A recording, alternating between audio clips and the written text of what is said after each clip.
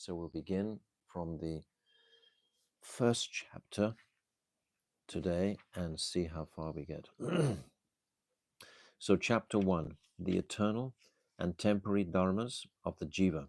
So, now, what is the eternal dharma? We've heard what is not the nitya dharma. Now, we want to hear what is pure dharma. So, Bhaktivinoda Thakur describes within this world, the island of Jambudvip is most excellent. Jambudvip is the principal island where all the material worlds are situated. The different oceans are situated. We're going to post a map on our WhatsApp thread, 2 different maps or 3 different maps, so you can consider this Jambudvip. Jambudvip is not Swagaloka. It's not the upper regions and it's not the lower regions. It's the middle planetary systems. That's where Jambudvip is. In Jambudvip, the land of Bharatvash is imminent, and within Bharatvash, the topmost place is Gauda Bhumi. So now we can interpret that Bharatvash can, in fact, when we read Srimad Bhagavatam, 5th canto, relate to all this um, planet where we are. But more specifically, Bharatvash means India itself. Krishna only ever appears in India. Why? Because in India, Varnashram has been practiced consistently from the very beginning of creation. So Krishna will only appear in that land where Varnashram has its base and foundation. Even today, that foundation is practically eroded. It's practically not there. Nevertheless, it is there in its remnant form. Bhaktivedanta Swami Prabhupada described it like a dead elephant. If you see a dead elephant, it still has tremendous value. It's very powerful. So this remnant is still present. Certainly when we come to the villages in Bharatvash. Actually now, this our president, Mr. Modi, is wanting to change the name of India. He's actually changed it. This is called now Bharatvash, not India anymore. That's the name, the title that of this land. So this is named after Bharat Maharaj. The topmost place is Gauda Bhumi, which is right where we are. Within Gauda Bhumi, the 9-island region of Sri Navadvip Mandal is most distinguished. And in one area of Sri Navadvip Mandal, on the eastern bank of the Bhagirathi River, a beautiful settlement named Sri Godrum is eternally situated. So by the greatest fortune, we're able to be sitting here, beaming out these words of Jaivadharma, and we are sitting right in Godrum Dweep. Not only sitting in Godrum Dweep, but we are sitting in Surabhi Kunj, where Srila Bhaktivinoda Thakur wrote this sacred scripture. His house is a couple of meters from where I'm speaking, and he wrote this Jaivadharma in that place. So particularly, we are begging for his kripa today to broadcast the qualities and greatness of this granta that he's presented to the world at this time. In ancient times, many stalwart practitioners of bhajan lived in the various places of Sri Godrum. It was here that Sri Surabhi, a cow of divine origin, that divine origin, it's interesting because we're making one small booklet now about Surabhi Kunj. So we're having to know just how divine is Surabhi Devi. So actually, Indra, he's not qualified to come in touch with such a transcendental personality as Surabhi Devi. So Lord Brahma, he himself went to Golok, it's described, and petitioned Surabhi Devi to assist Indra in begging forgiveness for trying to murder all the residents of Vrindavan with his Shamanbaka rain clouds. And Surabhi Devi has come from that transcendental world, but it's her Anksa that is presently here. But it's the same basic principle of that transcendental Surabhi Devi. It was here that Sri Surabhi, a cow of divine origin, previously worshipped the Supreme Lord Bhagavan, Sri Gaura Chandra, in her own kunj, a grove shaded with fragrant flowering creepers. At a little distance from this kunja is Pradumnya Kunj. Here, Sri Premdas Paramahamsa Babaji, a Shiksha disciple of Pradumna Brahmachari, the best among the associates of Sri Gaurachandra, now lived in a kutia covered with vines and dense foliage, and spent his time constantly immersed in the divine rapture of bhajan. So Bhaktivinoda Thakur is really, truly setting the universal scene here. He's bringing us down through the different levels from Swagaloka. He's bringing us into Jambudvip initially. And now he's brought us into Gauda Bhumi. Now he's brought us into Godram. Not only brought us into Godram, but he's showing us who are our associates here. It's Prem Das Babaji, who's associating with Pradumna Das Brahmachari, who's described in the Chaitanya Charitamrita by Krishnadas Kaviraj, one of the eternal associates, a very mystical associate of Mahaprabhu, who prepared the road for Mahaprabhu in his mind to travel to Vrindavan. And then he was blocked in his meditation and realized and told all the devotees present, Mahaprabhu will not go to Vrindavan now. The road doesn't proceed further. And he was completely correct. Mahaprabhu couldn't go to Vrindavan after he'd met Sanatan Goswami, who advised him, don't go with such a crowd to Vrindavan. This is not correct. So he went back to Puri and then came through the Jarikanda forest later. But there's many pastimes about Pradumna Brahmachari,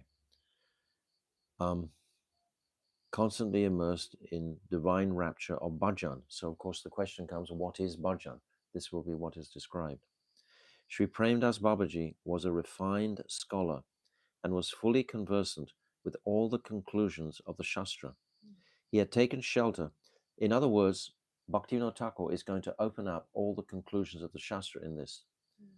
The initial character, so to speak, is described as fully conversant in all Shastra.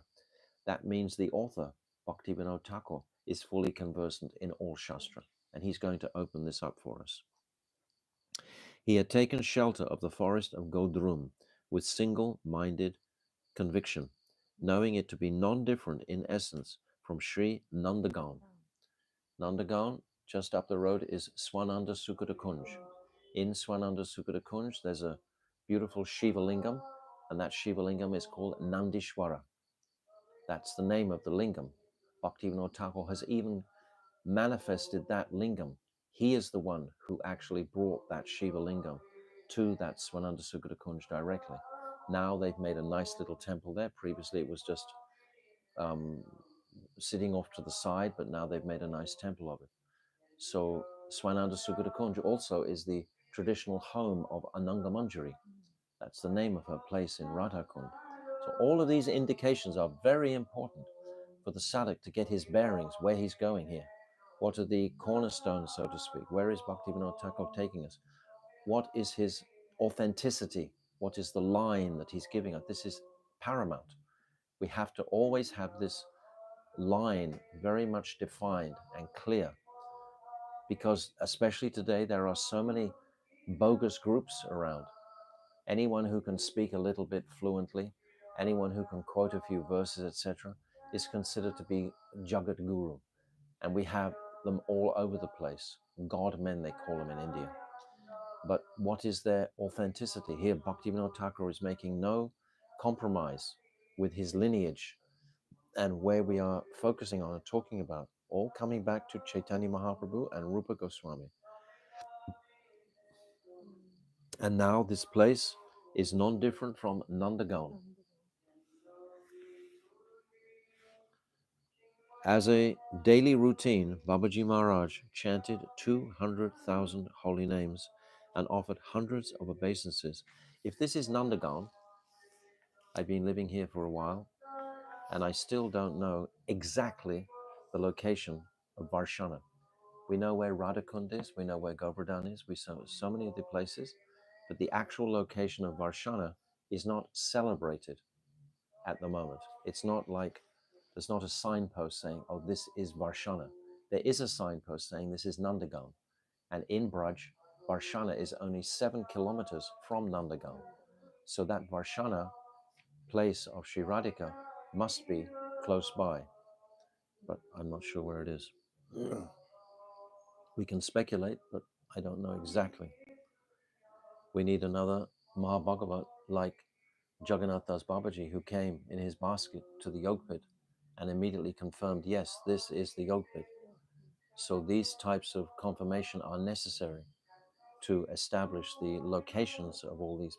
Bhaktivinoda Thakur, in his mystical dreams, etc., and his mystical experiences, it was revealed to him where all these places are.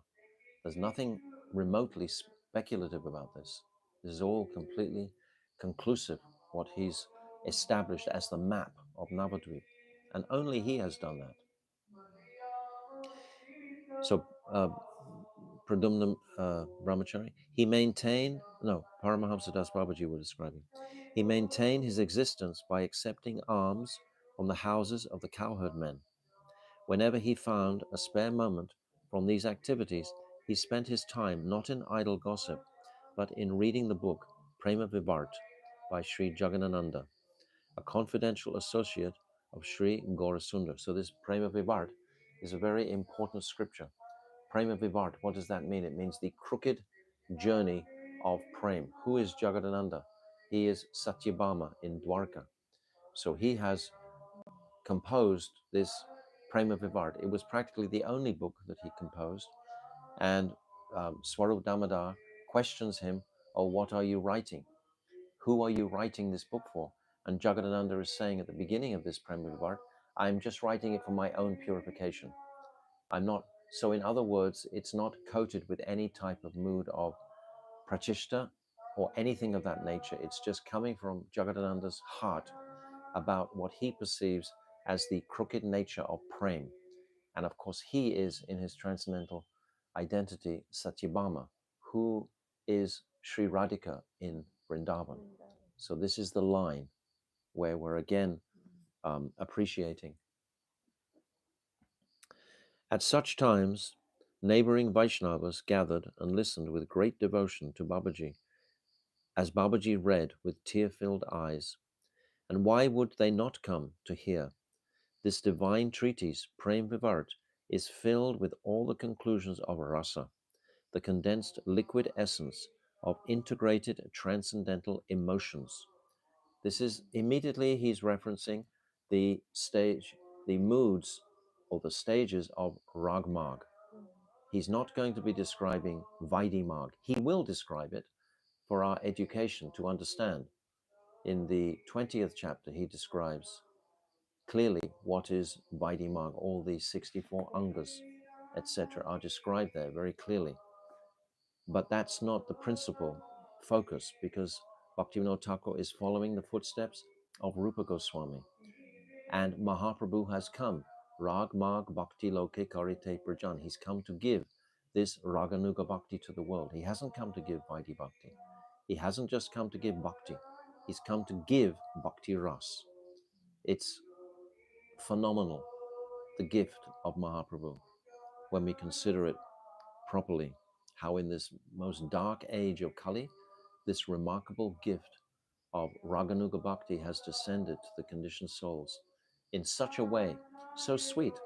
We simply have to take this Harinam and hear and read these scriptures by the Dara, by the personalities in this line, and then we will understand the nature of this Raganuga Bhakti, which practically, previous to Mahaprabhu, was not practiced practically at all.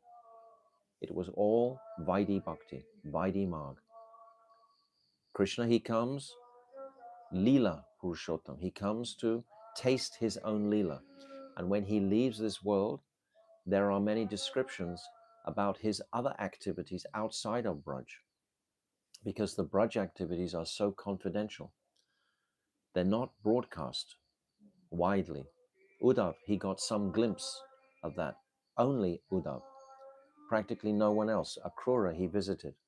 But no one really got the deepest taste of what is the nature of this ras vichar, this mood of Krishna and the interacting in Madhurya realm, in the realm, the kingdom of Madhurya. Mother Yashoda, for example, this Vatsalya. Queen Kunti is completely bewildered when Mother Yashoda is binding Krishna. Krishna is the Supreme Personality of Godhead. This is the distinction between Raganuga and Vaidhi. In Vaidhi, we are afraid, and it's governed by fear. And our mood is to be afraid of the Supreme Personality of Godhead. It's described that the fire incinerates out of fear. All the devas are worshipping Vishnu in a mood of fearfulness. They're performing their duties. It's not rag. So this rag is very, very rare. And on the second page, it's describing these integrated transcendental emotions. Moreover, the Vaishnavas were inundated by the waves of Babaji's sweet, resonant voice, which extinguished the venomous fire of sensuality in their hearts like a shower of nectar. Why was it extinguishing the sensuality? Because Babaji is completely off the sensual platform. Therefore, when we hear that sound vibration, then we also will come right off that platform. We used to listen to my Gurudev, and when he would speak, everyone would completely become detached from this material condition because of the sound vibration. One afternoon, having completed his chanting of Sri Harinam, Babaji Mahashai, by the way, means we have Maharaj, that means like a great king. We have Mahatma, which means Atma, a great person. And Mahashai means a tolerant person, an extremely tolerant person. He's able to tolerate the nature of this conditioned world. At the same time, be fully realized as an Uttam Bhagavat, Uttam Bhakta. Babaji Mahashai sat reading Prema Vivart in his bower, shaded by vines of Madhavi and jasmine, and became immersed in an ocean of transcendental emotions. Just then, a mendicant in the renounced order of life approached him, fell at his feet, and stayed prostrated in obeisance for a considerable time. At first, Babaji Mahashai remained absorbed in the bliss of transcendental ecstasy, but after a while, when he returned to external consciousness, he beheld the sannyasi Mahatma lying before him. Considering himself more worthless and insignificant than a blade of grass, Babaji fell in front of the sannyasi and began to weep, exclaiming, "O Chaitanya, O Nityananda, please be merciful upon this fallen wretch." The sannyasi then said, "Prabhu, I am extremely vile and destitute. Why do you mock me like this?" So, Sannyasi Thakur, as his name is going to be revealed, is feeling that he can't comprehend the humility in Prem Das Babaji's heart. Prem Das Babaji was just immersed in the ecstasy of transcendental bliss, and now he's emerged from that bliss, and he's still in the same deeply humbled. Why? In the transcendental world, the sadhak or the siddha knows how magnificent, how extraordinary, wonderful is that world. Therefore, he simultaneously realizes his own material insignificance. So when he emerges from his bhajan, he's fully appreciating his own completely fallen condition. This is the natural mood of any realized siddha. They are completely humble. The sannyasi proceeded to take the dust of Babaji Mahashai's feet upon his head and then sat before him. Babaji Mahashai offered him a seat of banana tree bark and sitting beside him spoke in a voice choked with love. "Prabhu, what service may this worthless person offer you?" So the siddha, the sadhak, pure sadhak, only wants to render service, because service is the symptom of love. Without seva, our life is useless. Always there must be some, at least aspiration for seva, and then Krishna will provide an opportunity for seva. If we fill our days with various activities of seva, and if we don't have the opportunity for direct material seva, then we can take the seva to Sri Nam. seva to the Shastra, seva to the Holy Dham, seva to the Vaishnavas. We can perform these sevas constantly, and this will keep our progress sharp and steady. Without that seva, we won't progress. The sannyasi set aside his begging bowl and with folded hands began to speak. O Master, I am most unfortunate. I have spent my time in Kashi and other holy places debating the analytical conclusions of the religious texts. Bhaktivinoda Thakur is speaking for us, those souls who are debating in the religious texts, etc., those on the Nirvishesh Brahm platform. He's speaking for us. He's wasted his time, he's saying, debating analytical conclusions of the religious text, such as Sankhya, Patanjali, Nyaya, Vishek, Vasika, Purva Mimams, and Uttara Mimams, and exhaustively studying the Upanishads and the other Vedanta Shastras. About 12 years ago, I accepted the renounced order of life from Sri Sachinandan Saraswati. Having accepted the staff of the renounced order, I traveled to all the holy places, and wherever I went in India, I kept the company of sannyasis who adhere to the doctrine of Sri Sankar. In due course of time, I passed beyond the first three stages of the renounced order, Kutichak, Bahudak, and Hangsa. So these are described. If you're not familiar with this Jaiva Dharma, there's an extensive glossary in the back, three glossaries: glossary of terms, glossary of names, and a glossary of places. So this Kutichak sannyas is the sannyas who just builds a kutia within his home area and remains there alone, basically. But he may have his relatives close around. That's called kuti, because a kutia, he stays in a kutia. And the Bahudak, he travels and he preaches. So this is a higher stage than the Kutichak. And then the Hangsa, he's like a swan-like personality. He travels extensively and has no fixed residence at all, and is only living to develop his bhajan simultaneously to serve the conditioned souls. If he's a Goshtinandi, if he's a Bhajanandi, then he's just performing his bhajan. So these three stages, and you can reference them, please, in the glossary of terms, and attained the highest status of Paramahamsa. So Sannyasi Thakur has achieved a very high status in his practice, in which I have remained for some time. In Varanasi, I adopted a vow of silence and abided by those statements that Sri Sankaracharya proclaimed to be the Mahavakya, chief axioms of the Vedas: Aham Brahmasmi, Pragyanam Brahm, and Tattvam Asi. However, the happiness and spiritual satisfaction that I was supposed to find did not come to me.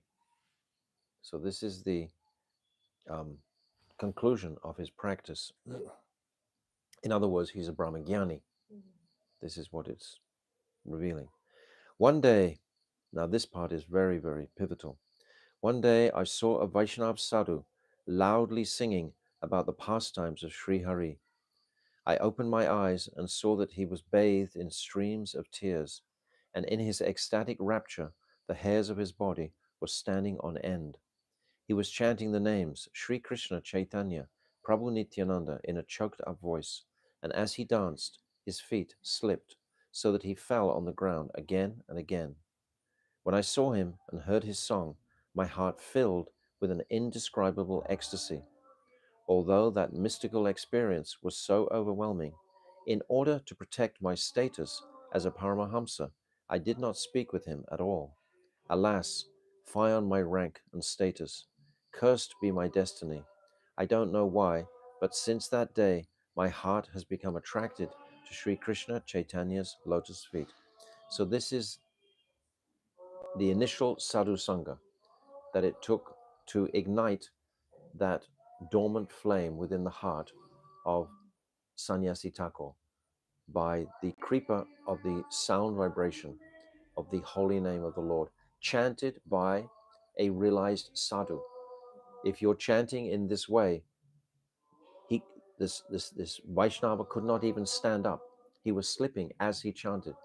So this indicates complete ecstasy and bliss in his practice.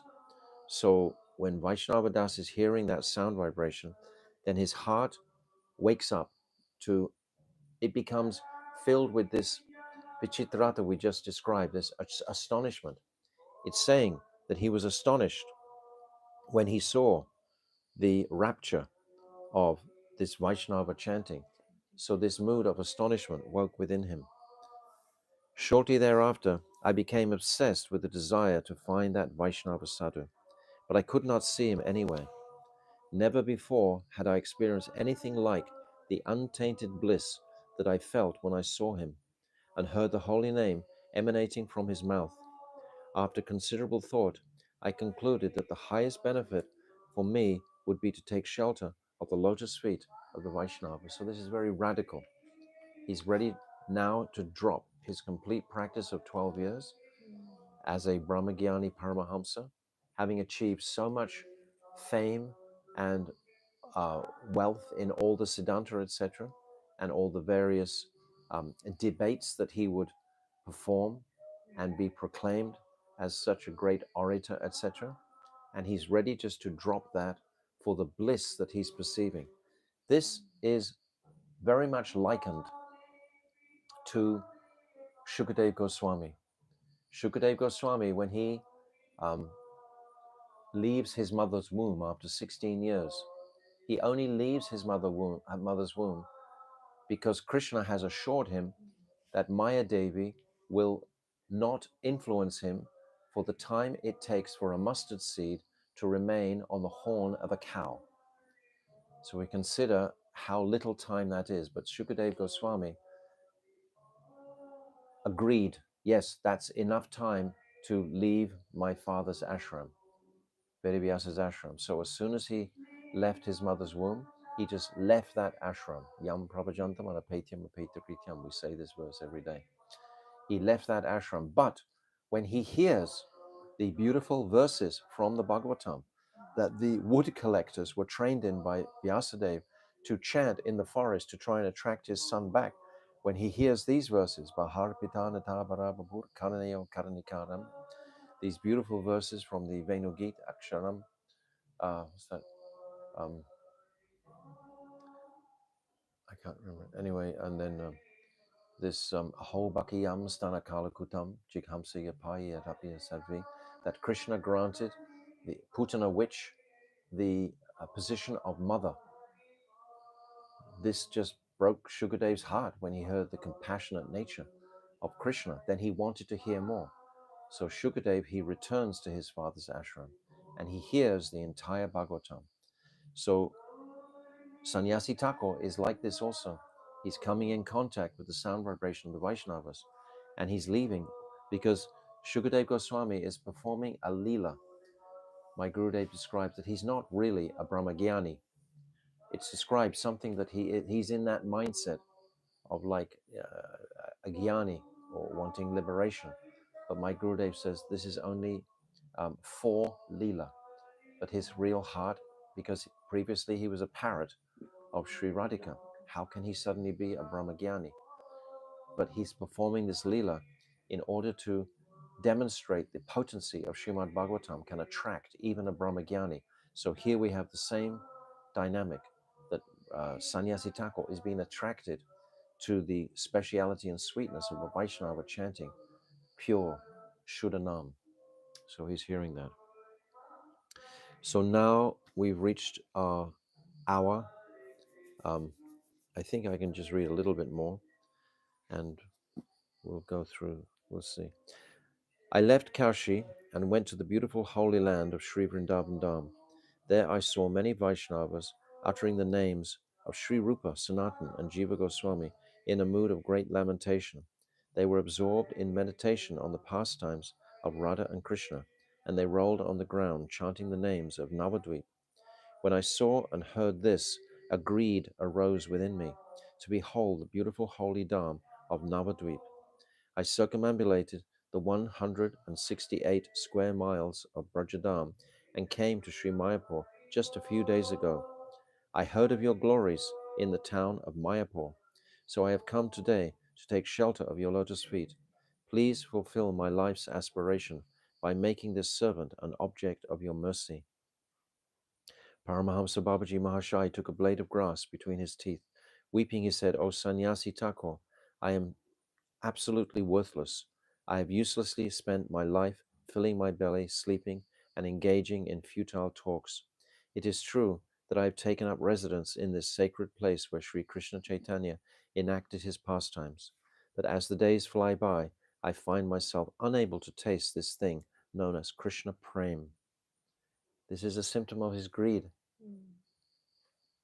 He's receiving so much bliss and sweetness, but it's never enough. That's the dynamic of love. It's never finite. It's never static. It's always ecstatic. It has to be a reality. That's why the pastimes of Krishna in Vrindavan are so remarkable, with the different politics that are arranged with the different camps, the Swapaksha, Vipaksha, etc. All the different gopis constantly with Jatila, Kutila, these different personalities, just creating such a situation where the greed, where meeting and separation is constantly going to be happening. So without that separation, the meeting is not so nourished. You are so fortunate, for you have tasted that divine love merely by seeing a Vaishnava for just a moment. You have received the mercy of Krishna Chaitanya Dev.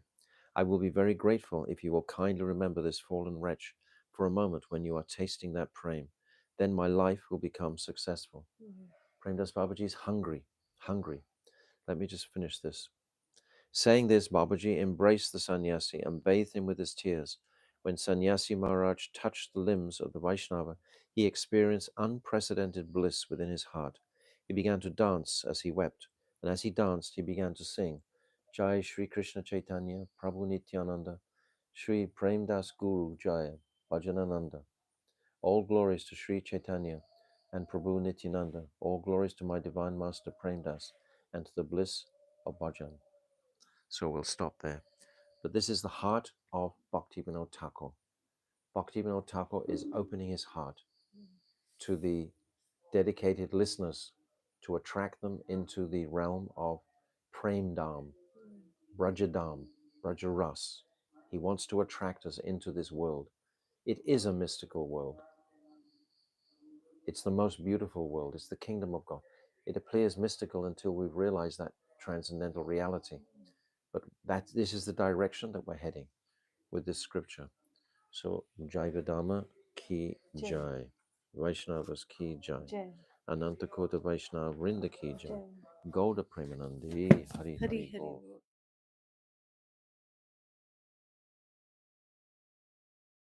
So, the situation is that Sannyasi Thakur, he's connected fully with Premdas Babaji, and Premdas Babaji has embraced him.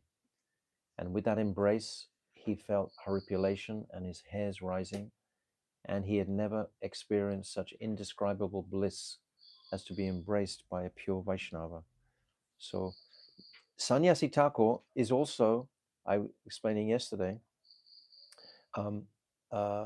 representing like Shukadev in the same sense that Shukadev came from a Brahmavad condition to embracing the precepts of his noble father Vyasadeva, and Sannyasi Thakur is coming in the same mood that he's come from a Brahmavad place, a Brahmagyan sannyasi, Paramahamsa sannyasi. And we also, or perhaps we're coming more from a Mayavad place. You know, perhaps we didn't know what to believe in, but still we can associate, in a sense, ourselves with Sannyasi Thakur in coming into this. Bhaktivinoda Thakur is writing it from this perspective to give the conditioned soul a mood of the astonishment as we make progress in this path. And we see it in Sannyasi Thakur, his progress. So we just sang Sri Krishna Chaitanya, Sri Prabhu Nityananda, Jaya Premadas Guru, Jaya Bhajanananda. All glories to Sri Krishna Chaitanya and Prabhu Nityananda. All glories to my divine master, Prem Das, and to the bliss of Bhajan. Prem Das Babaji and Sannyasi Maharaj danced and performed kirtan for a long time. When they stopped, they spoke together on many topics. Finally, Prem Das Babaji said very humbly, "O Mahatma, kindly stay here in Pradumna Kunj for a few days just to purify me." In every instance, Bhaktivinoda Thakur is exemplifying the deep humility of Prem Das Babaji from the very beginning. He's giving us a picture. How is the condition of consciousness in an Uttam Bhakta? Prem Das Babaji is on that platform. Without this type of association, without this type of vision and appreciation, how will we have hope for our future practices, etc., without understanding the speciality of these personalities? Understand? The sannyasi said, "I have offered my body to your lotus feet. Why do you speak of a few days only? My anxious prayer is that I may serve you until I give up this body." In other words, life and death, die to live. Sannyasi Thakur has come forever. He hasn't come on a one-way ticket like a tourist or something like this. He's come forever to dive deeply into this path of Braja Prem and Prem Bhakti. He's come fully for this, and that means you have to give your whole life for that. So he's a completely serious sadhak. There's nothing else going on for him. Sannyasi Thakur was an erudite scholar of all the Shastras. He knew very well that if one stays in the residence of the Guru, one will naturally receive the Guru's instructions. So he took up residence in that grove with great delight. After a few days, Paramahamsa Babaji said to the elevated sannyasi, "O Mahatma, Sri Pradumna Brahmachari has mercifully given me shelter at his lotus feet. At present, he lives in the village of Sri Devapali on the outskirts of Sri Navadvip Mandal." Devapali is another name for Nrsimhapali, exactly the same place. Previously, because now, if you look at the map, it seems that Nrsimhapali is in Goldrumdvip, but actually it's not, it's in Simantadvip. Simantadvip starts on the other side of the river, on the other side of the Saraswati. You cross over Mayapur, and then that Simantadvip goes to where the Chankazi is, but then it actually comes right around the back. That whole island of Simantadvip previously came right around. And Devapali or Nrsimhapali was there within the island of Simantadvip. It wasn't in the island of Koladvip, but because the river is changing, now it appears that Nrsimhapali is in Goldrumdvip, but actually, originally it wasn't. It was in Simantadvip, because you can see the old map. It goes right around. Where are we? Where he is absorbed in the worship of Sri Nrsingadev. I asked my Gurudev when we were doing this, why are we glorifying this personality in a mood of wanting to hear about Brajras, etc., worship to Sri Radhika, become a Radha Palyadasi, and we're hearing the elevated nature of this person who is worshipping the Nrsingadev. I couldn't figure out how that could be his Ishtadev, and my Gurudev explained. The Nrsingadev greatly supports the endeavors of any bhakta. If a bhakta is desirous of Ragmarg, Nrsingadev will clear all those obstacles in his path for him to attain that position. So Pradumna Brahmachari is in a most humble mood also, just like Prem Das Babaji, and he's residing there in the most wonderful embrace of Sri Nrsingadev, who can support and nourish someone's rag, marg, bhajan. It's not that Nrsingadev is only just for the Vaidhi Bhaktas. but Nrsingadev can be embraced for the Raganuga Bhaktas also, where he is absorbed in the worship of Sri Nrsingadev. Today, after collecting alms, let us go there and take darshan of his lotus feet. Sannyasi Thakur replied, I will follow whatever instructions you give me. After 2 o'clock, they crossed the Alakananda River and arrived in Sri Devapalli. They then crossed Suryatila River and took darshan of the lotus feet of Sri Chaitanya Mahaprabhu's associate, Sri Pradumna Brahmachari, who was in the temple of Sri Nrsingadev. So this is going to give us a time reference. Pradumna Brahmachari was an eternal associate of Mahaprabhu. So this is more than now 500 years ago. So this is happening. Pradumna Brahmachari, I think, is elderly now. So this will be a little less than 500 years ago is when this book, the pastimes are set in that historic setting.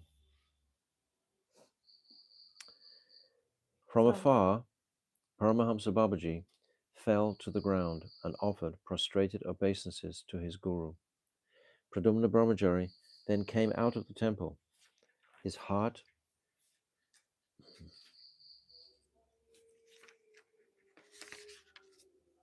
melting with affection for his disciple.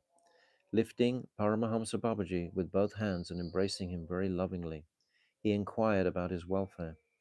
After they discussed topics concerning bhajan for some time, Paramahamsa Babaji introduced Sannyasi Thakur to his guru. Well, I find that interesting, that first of all they discussed topics, and then he introduced him to Sannyasi Thakur. It's not he was putting Sannyasi Thakur in front of their personal relationship. First, they indulged in their personal relationship with great pleasure and happiness and relish, and then he introduced him afterwards.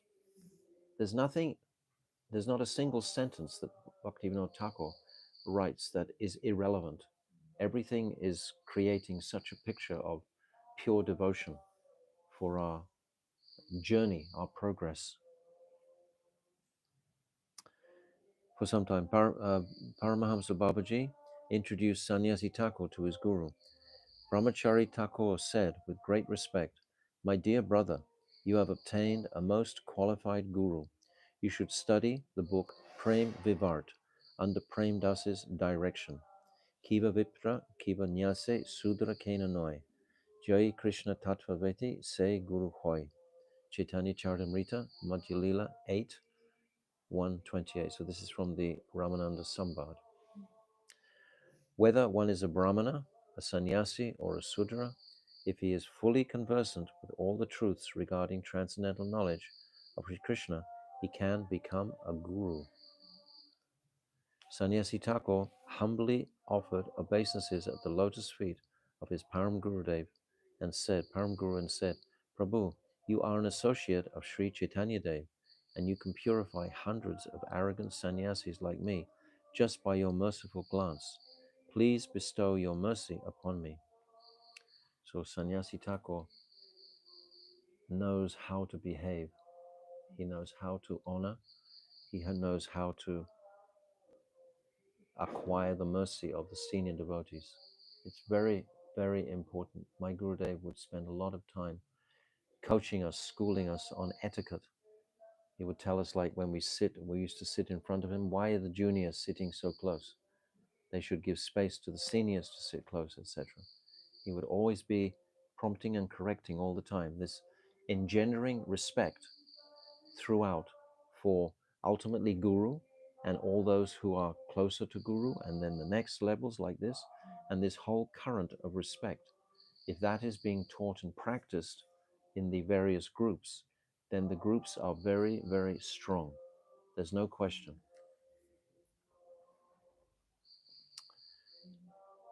Sannyasi Thakur had no previous experience of the reciprocal behavior between Vaishnavas.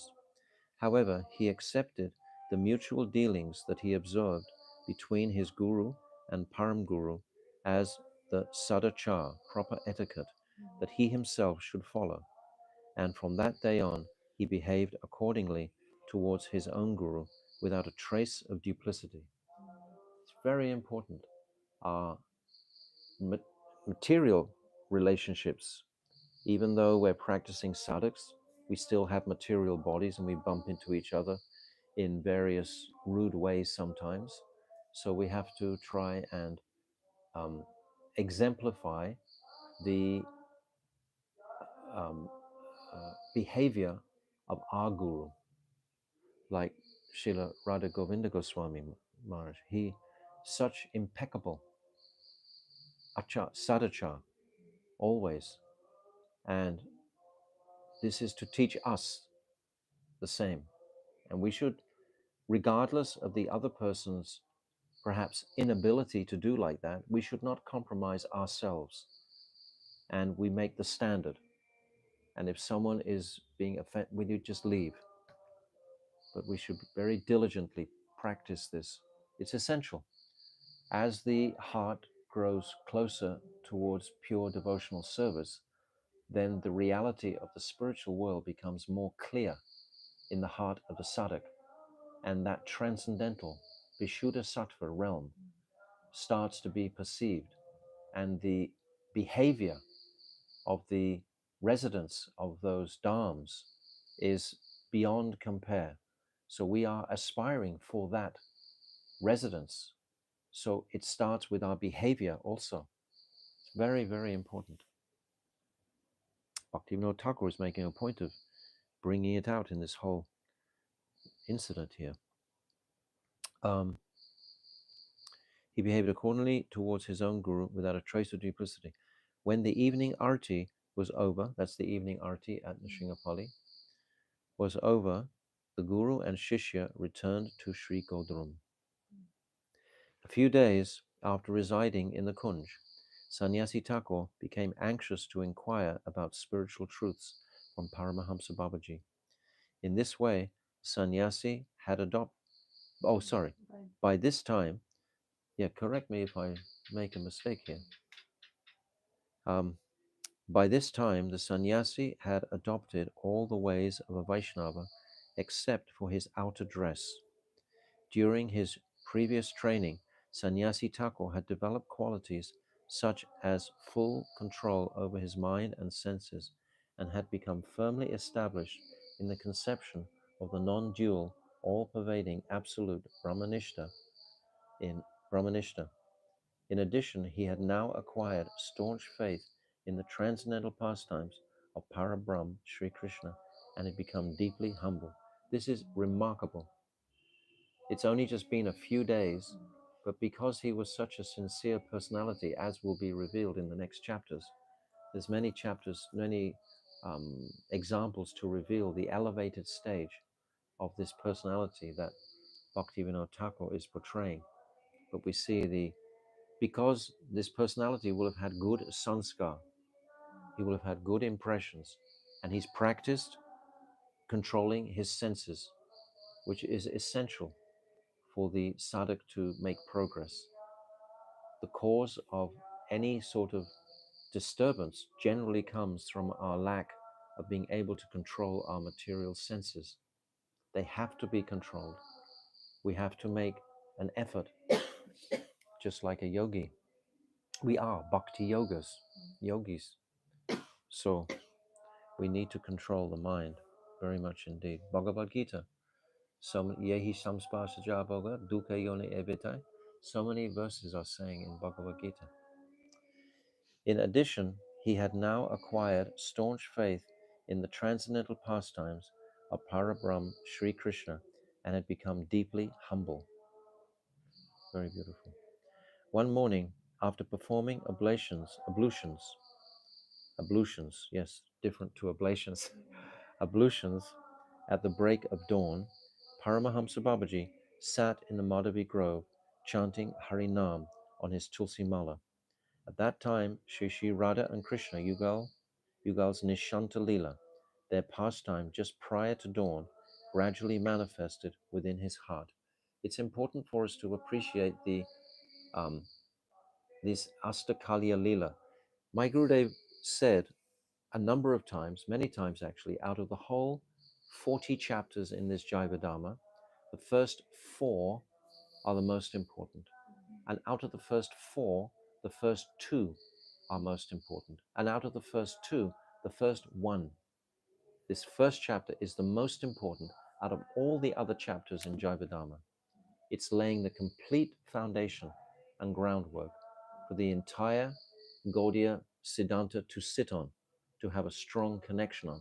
So this mentioning immediately about Nishanta Lila, we immediately appreciate, oh, it's just after Ratri Lila. We have the 8 yamas running through the consciousness. So we have Nishanta Lila, Prata Lila, then Purvana Lila, Madhyana Lila, Apurvana Lila, Shyam Lila, Pradosh Lila, and then Ratri Lila. These are the 8 pastimes of the day. The sadhak should study this.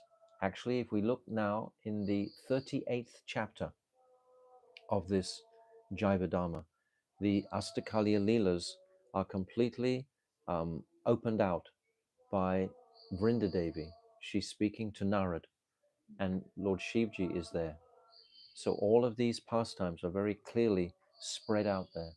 So this Nishanta Leela is particularly special for the sadhaks because it's the time just prior when Radha and Krishna were in their tightest embrace in the whole 24 hours of the day. At the end of the Ratri Leela, which is the Rasa Leela timing, then their pastimes are the most intense and loving. And that is flowed through into Nishanta Leela, when they're finally alone together in the Kunj, and they're in their most intimate embrace. And very soon, they're going to be in their highest separation mood at the same time. So you've got both of these running together. You've got this intense union, and you've got this really super intense separation going to happen afterwards. When Krishna leaves the Kunj, he has to go back alone to Nandagaon, to Mother Yashoda and Nanda Baba. And he has no one there with him. He just falls from tree to tree to tree, finally falls into his bed, throws the sheet, and then immediately Mother Yashoda comes in to wake him up. And what's in his heart? He's just feeling the rapture of being with Sri Radhika. So this is a very moving state of consciousness for the sadhak to appreciate. So this is one of the reasons why we rise during this Brahma Muhurta hour. Lord Brahma is so generous in his creation that he's given us this short window, this mode of goodness, Brahma Muhurta hour, from what is it, 3:30, 4 o'clock practically until 6, or 3:36 until 4 something, till 5, oh, it's till 6 o'clock. Yeah, 5:30, approximately like that. So only those hours in the whole day is the mode of goodness present. As soon as those hours finish, the mode of passion kicks in. Everyone goes to work, industry begins, etc. Then in the afternoon, everyone goes to sleep. It's tamagun. And then in the evening time, passion again. And then again, sleep. Tamagun comes. So these are the only couple of hours in the day, the most clear hours in the whole atmosphere, when the sadhak can really chant and really attempt to dive into contemplation and concentration on these ecstatic transcendental pastimes of the Lord. So Lord Brahma has made this particular time.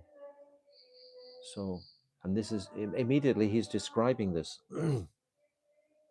At that time, Sri Radha and Krishna Yugal, Sri Radha and Krishna's Yugal Nishanta Lila, their pastime just prior to dawn, gradually manifested within his heart. Because this was the time that Sri Radha and Krishna part from each other's company, having the Kunj, leaving the Kunj to return to their respective homes.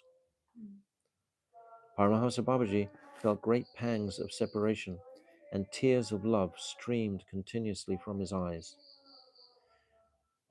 While absorbed in meditation on this pastime, he was internally engaged in service appropriate to that period of the day in his perfected spiritual form. Thus, he had lost all awareness of his physical body. Again, this is describing the elevated condition of Premdas Babaji. Sannyasi Thakur was captivated by Babaji's state and sat beside him, observing his sattvika bhavs, transcendental symptoms of ecstasy.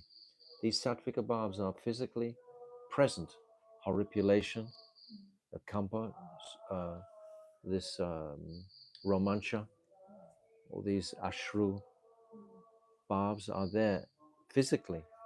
And when Radha and Krishna interact with each other, these bhavs are, they can see these bhavs within each other. And this is intoxicating for both of them to appreciate each other's moods like that. So suddenly, Paramahamsa Babaji said to him, "O Saki, silence Kakati, Shrimati Radhika's monkey, at once, otherwise she will rouse Radha Govinda from their sleep of divine pleasure. Then Lalita Saki will become distressed and will rebuke me. Look there, Ananga Manjari is signaling for you to do this. You are Raman Manjari, and this is your designated service. Be attentive in this regard." What a packet that paragraph is, completely. Right in the very beginning, we've only read 5-6 pages, and immediately Bhaktivinoda Thakur is inviting us in to appreciate the reality of the transcendental spiritual world and the nature of a Uttam Bhakta, Uttam Sadak, Siddha, who is immersed in those pastimes.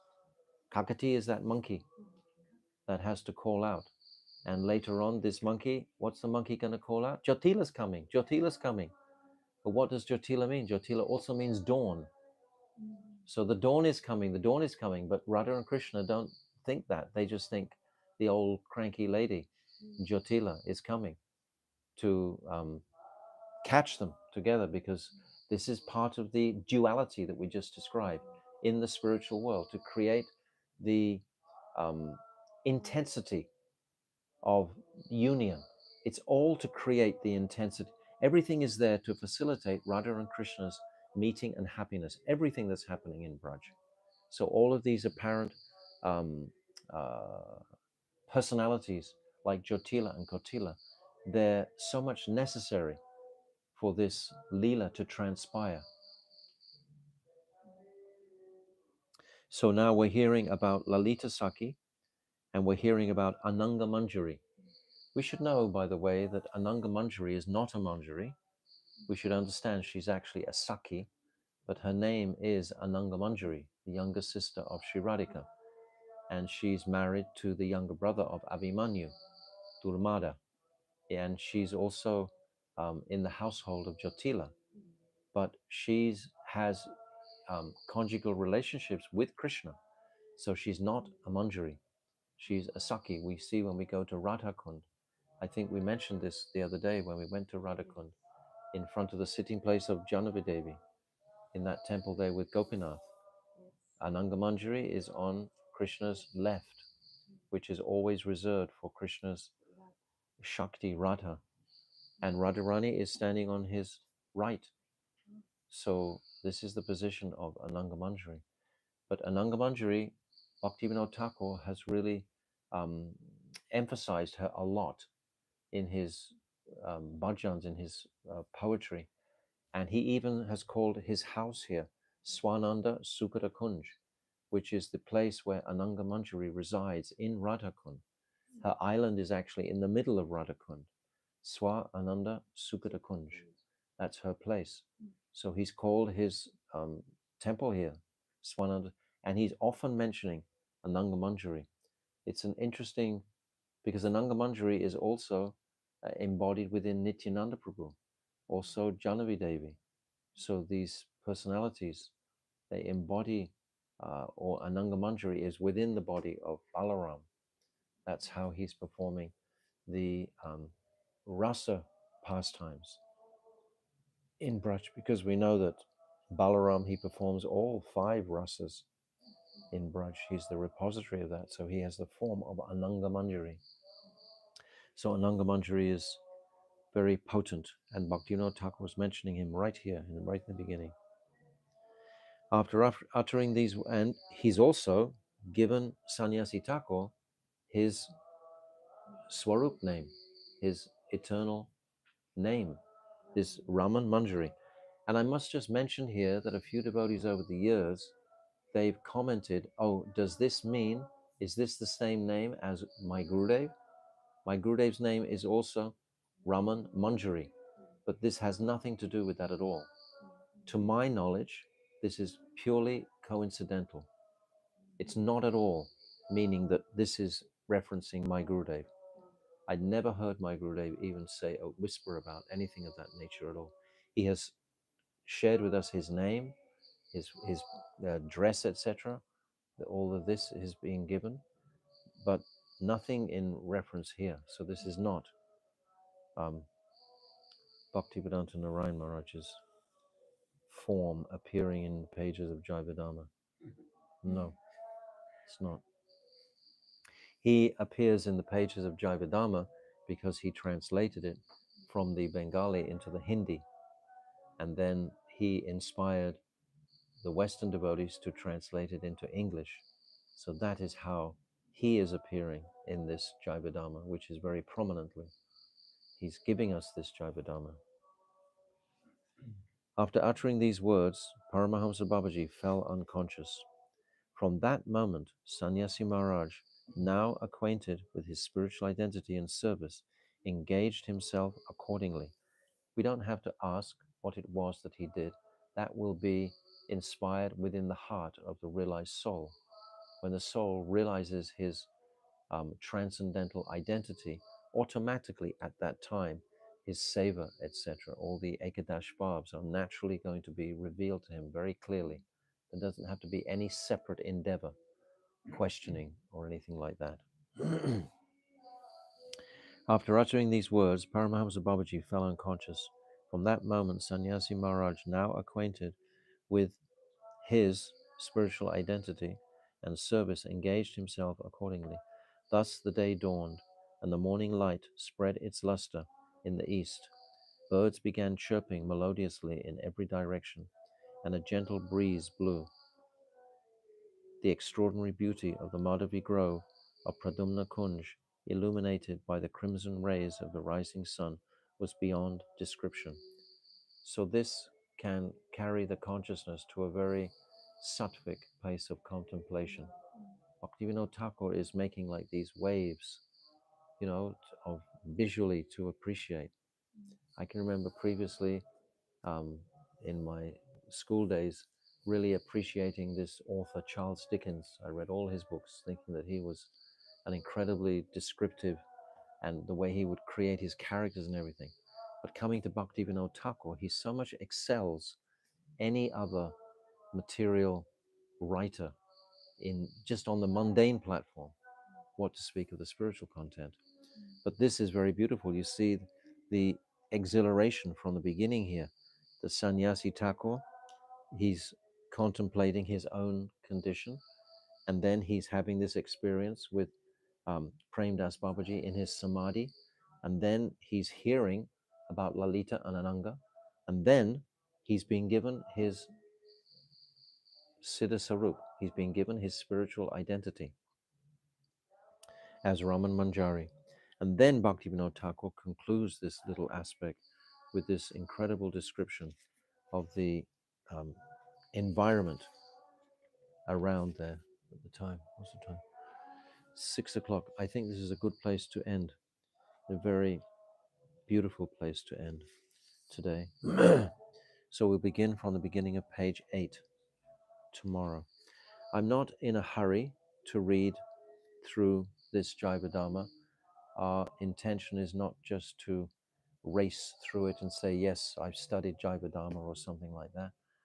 My intention is to relish it at every chapter and every sentence, and to pray to my Gurudev to bring out more of the essential truths that are here. But these truths are unlimited.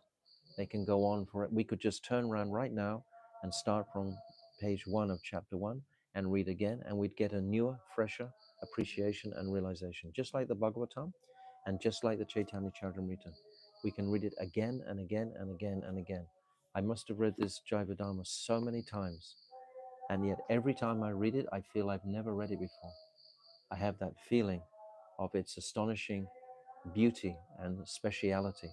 And every time I read it, I'm appreciating newer and newer truths that are buried here. It's like a gold mine. It's just endlessly, we can churn it and bring these out. So I'm not in a hurry. So we'll stop today on page 8 and carry on tomorrow.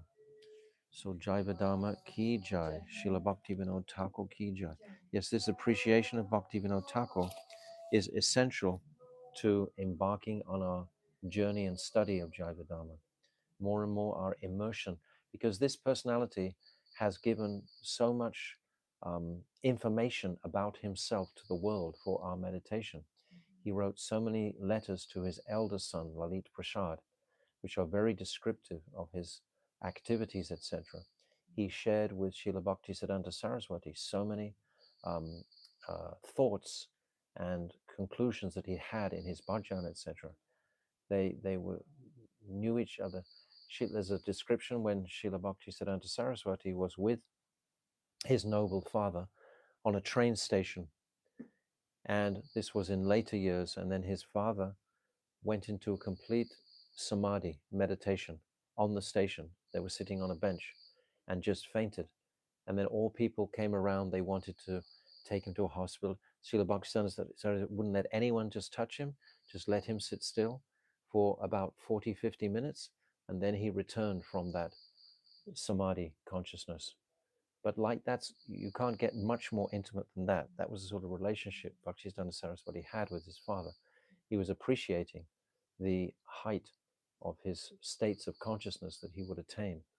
So when we hear more about the great Thakur, this gives us more opportunity to understand his words and what does he want from us? How can we proceed? How can we also, in turn, distribute this? So, Srila Bhaktivinoda Thakur ki jai, Jivadharma ki jai, Ananta Kota Vaishnava Vrinda ki jai, Gaura Premanandi, Hari Hari Bol.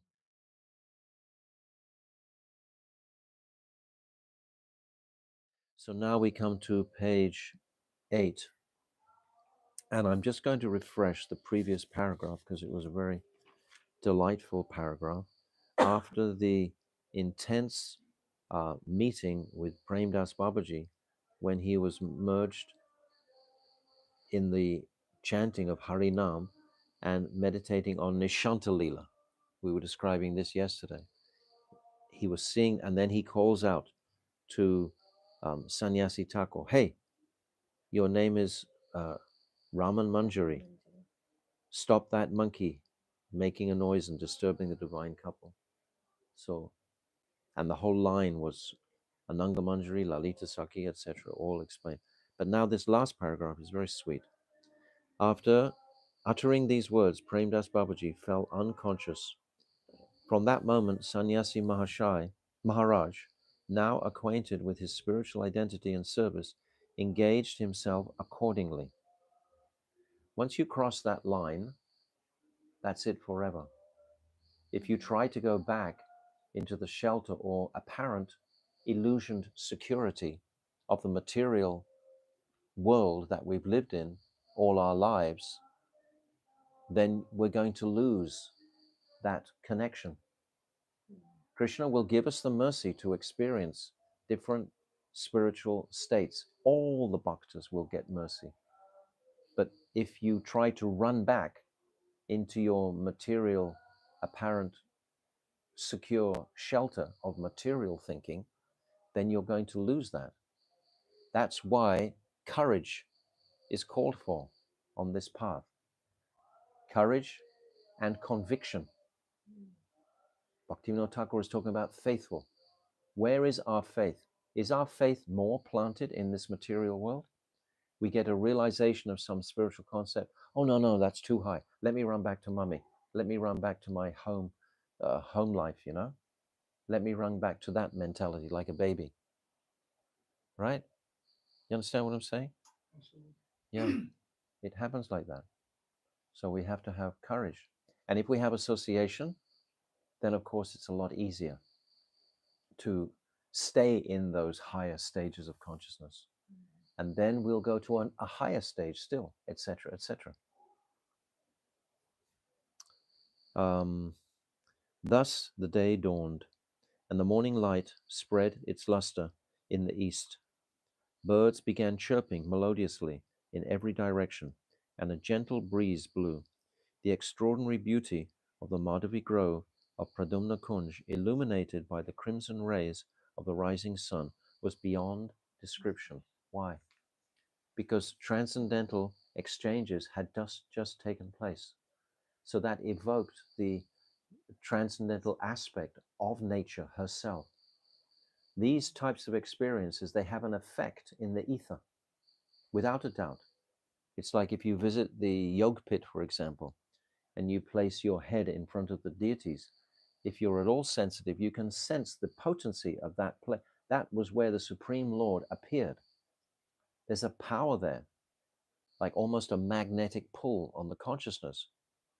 In the Yog Pit, when you bow down, offer obeisances there, that land was the place of Mahaprabhu's advent. So all his Shaktis, everything came to that land. These are eternal Shaktis. They have an effect on the environment. Don't doubt it. They have a tangible effect on the spiritual life is reality. We're so convinced and hardened. So we have to read more of this because this is going to describe exactly what I'm saying very nicely here. So I'm going to start from page 8 at the top. Paramahamsa Babaji was seated on a cushion of banana bark. As he gradually regained external consciousness, he began to chant Sri Nam on his beads. Sannyasi Thakur then offered prostrated obeisances at Babaji's feet. Sat next to him, and with folded hands spoke with great humility. Again, every single sentence that Bhaktivinoda Thakur is writing has a purport to it. It's not just a pretty story. He, with great humility, is going to approach his guru to inquire from him. If you inquire in any sort of challenging way at all, there was even a little clip that comes on the Gaudiya Rasam. yes, Gaudiya Rasam today about not challenging Tadviri Pranipatena, Pranipashena Sevaya. This verse my Gurudev was quoting. Don't come with a challenging mentality. How can you challenge the supreme absolute truth? That means you think you're better than the truth. Of course, the arrogance of any type of material success will obstruct us. If we think we've made some type of material progress, that I'm a very erudite scholar, perhaps, that's even material progress because it's comparing to other people. Our path is not about scholarship. Our path is about devotion, devotion in the heart. This is what it's about. So, in great humility, Prabhu, O Master, this destitute soul wishes to submit a question before you. Kindly reply and pacify my anguished heart. In other words, he's saying, I must know the answer to this. This is a mood of greed. He's a mood of desperation also. He wants this question to be answered. And this question is so profound. This question we have to read a couple of times because this question is going to hold through for the next 2 chapters, basically. It's going to unpack this single question. This is the brilliance of Bhaktivinoda Thakur's crafting this Jaiva Dharma. Kindly reply and pacify my anguished heart. May you be pleased to infuse Braja Ras into my heart, which has been scorched by the fire of Brahmagyan, knowledge aimed at the impersonal absolute, devoid of form, qualities, and activities. This is Advaitavad. Sannyasi Thakur is following the path of Advaita, the path that was propounded by Sankaracharya. He's an Advaitavad. This is saying that everything is one. Achintya Bheda Bheda Tattva also says that we are one with Krishna, but one in service to Krishna. So it's such a subtle difference, really, this Advaitavad. This will come up more in the text. Babaji replied, "You are a fit candidate." I was thinking this is very prominent also. You have to have confidence that you are capable of acquiring these higher states of consciousness. I can remember personally in my own life when I first came to my Gurudev, he told me repeatedly all the time, "Oh, you are most qualified. You are most qualified." He kept on, I didn't feel qualified even to pick up anything, to do anything. But he kept on this reassuring mood. You are qualified. You are qualified for this path. Don't doubt it. Take inspiration from my words to you. You're qualified. He kept saying that again and again. So each individual soul has a different need for different encouragements in different areas. But this idea of having the confidence to consider that I'm a fit candidate. So Babaji is saying, you are a fit candidate. So whatever I'm going to say to you, I have the respect that you will understand what I'm going to say. So he'll speak to him the topmost knowledge, having said that he has respect for Sannyasi Thakur's erudition and his ability to control his senses. These two things.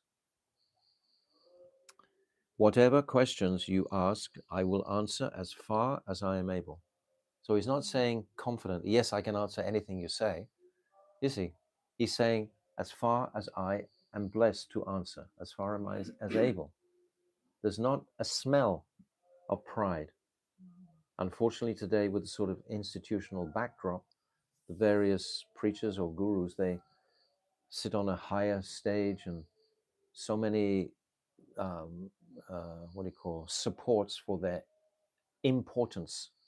We put it on those people to make them feel very important, but that's good to make them to from our point of view, but there has to be some balance there. If it gets out of control, we see when Bhaktivedanta Swami Prabhupada first came, he would just sit on a very slightly raised seat, that was all. But when he left, the devotees had put these massive Vyasasans built. And then that trend went forward. Yes, give me lots of glorification. I am Guru now. Bring me all your wealth, etc. This is not the principle of Guru. Guru is trying to give the wealth of his understanding of the Shastra. He doesn't want anything from this world. There's a difference. So whatever questions you ask, I will answer as far as I'm able. Now listen carefully, because I might read this paragraph twice because it's very important. Sannyasi Thakur said, Prabhu, for a long time I have heard of the preeminence of Dharma. On numerous occasions, I have asked the question, what is Dharma? To so many people, it is a cause of distress to me that the answers those people have given contradict each other. So please tell me, what is the true constitutional Dharma of the Jiva? And why do different teachers explain the nature of Dharma in such diverse ways? If Dharma is one, why don't all learned teachers cultivate that one universal Dharma, which is without a second? So how many religions are there on the planet? How many individuals propounding their way is the best? You know, they fight about it. They kill each other for it, for their imagined understanding of what is Dharma. But there is Sanatan Dharma, which is eternal. So this is what this is going to unpack and unfold. I hope you've all understood the question very, very clearly. What is Dharma? And why are there so many different opinions concerning Dharma? If Dharma is one, why does everyone argue about the nature of Dharma? So think about the question, please. So Paramahamsa Babaji meditated on the lotus feet of Bhagavan Sri Krishna Chaitanya. That's also very significant. If you ask a speaker a question and he doesn't give any type of Mangalacharyan, he doesn't give any type of prayer to indicate that he is praying to the Supreme Lord for the empowerment to answer the specific question, then it's just probably coming from his own imagination or his own opinion. We are transcendental vessels that can receive transcendental mercy from above if we invoke that mercy in a sincere way. If we chant prayers, we always chant Mangalacharyan prayers before we begin, invoking the mercy of our Guru Vargya to allow me to be your instrument, not my own greatness. Such a distinction. And many times the devotees fall into the trap of considering that, yes, they know so much, they've read so much, they know so much. But that's unfortunate because then they're not depending on Krishna for the knowledge. Because every single question we're ever asked, in practically every instance, we've never heard it quite like that before. I can remember when I was traveling for many years, so many questions would come each day. And every single question had to be addressed individually. From whose heart is this question coming from? You should never ask a question because you've heard that someone else has a doubt. That person who might have a doubt has to ask the question themselves. If you try and represent somebody else asking a question, you're not going to get the real answer. There's going to be some obstruction in the flow. But if you have the question from your heart, then it can be cleared. You understand that? Meditated upon the lotus feet of Bhagavan Sri Krishna Chaitanya and began to speak. O most fortunate one, I shall describe to you the principles of Dharma as far as my knowledge allows. Now, listen carefully. An object is called a vastu. Don't become confused about the vocabulary here. You have to write down perhaps 10 or 12 words to understand the language that he's going to speak. Don't think that the Sanskrit is going to cover the meaning of what Bhaktivinoda Thakur wants. There was another edition of Jivadharma, and that before we had this one, and that translator had tried to translate all the Sanskrit terminologies, and it was so difficult to understand.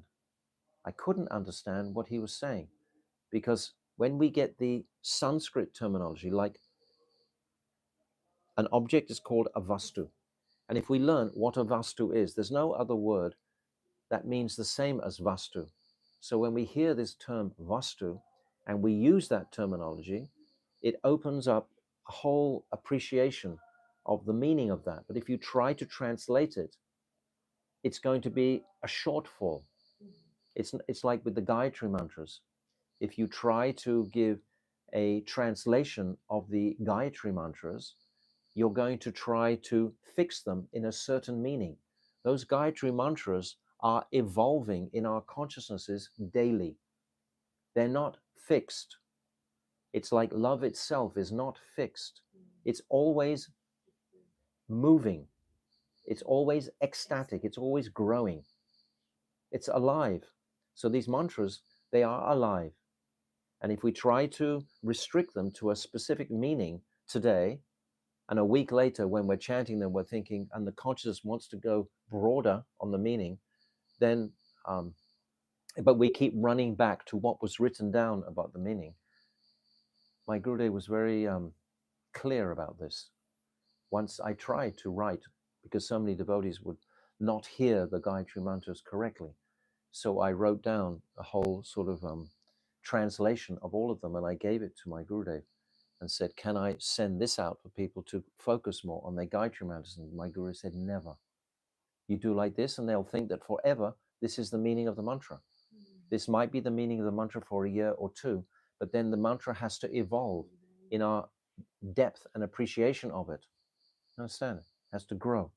So like this, with these various terminologies, try to understand them in the Sanskrit vocabulary. An object is called a vastu, and its eternal nature is its nitya dharma. Okay? A single object. A vastu can't be broken down. A vastu is like an element. An element can't be broken down further than its elemental makeup. So a vastu also can't be um, broken down. You understand?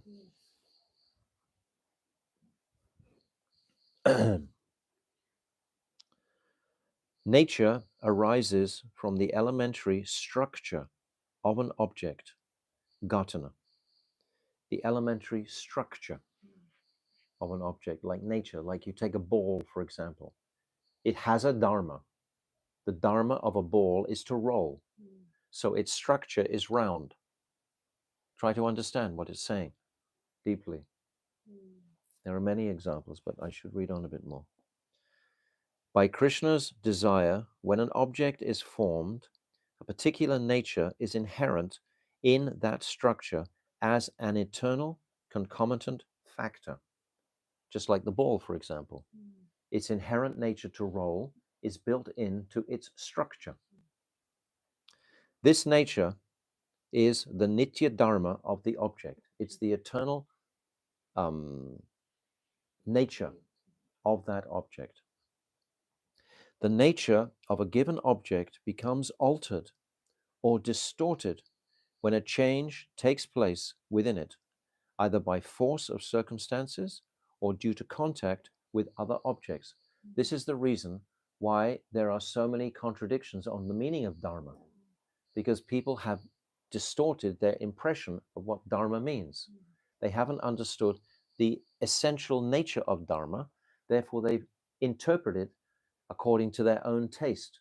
It's like religions, for example, all over the planet.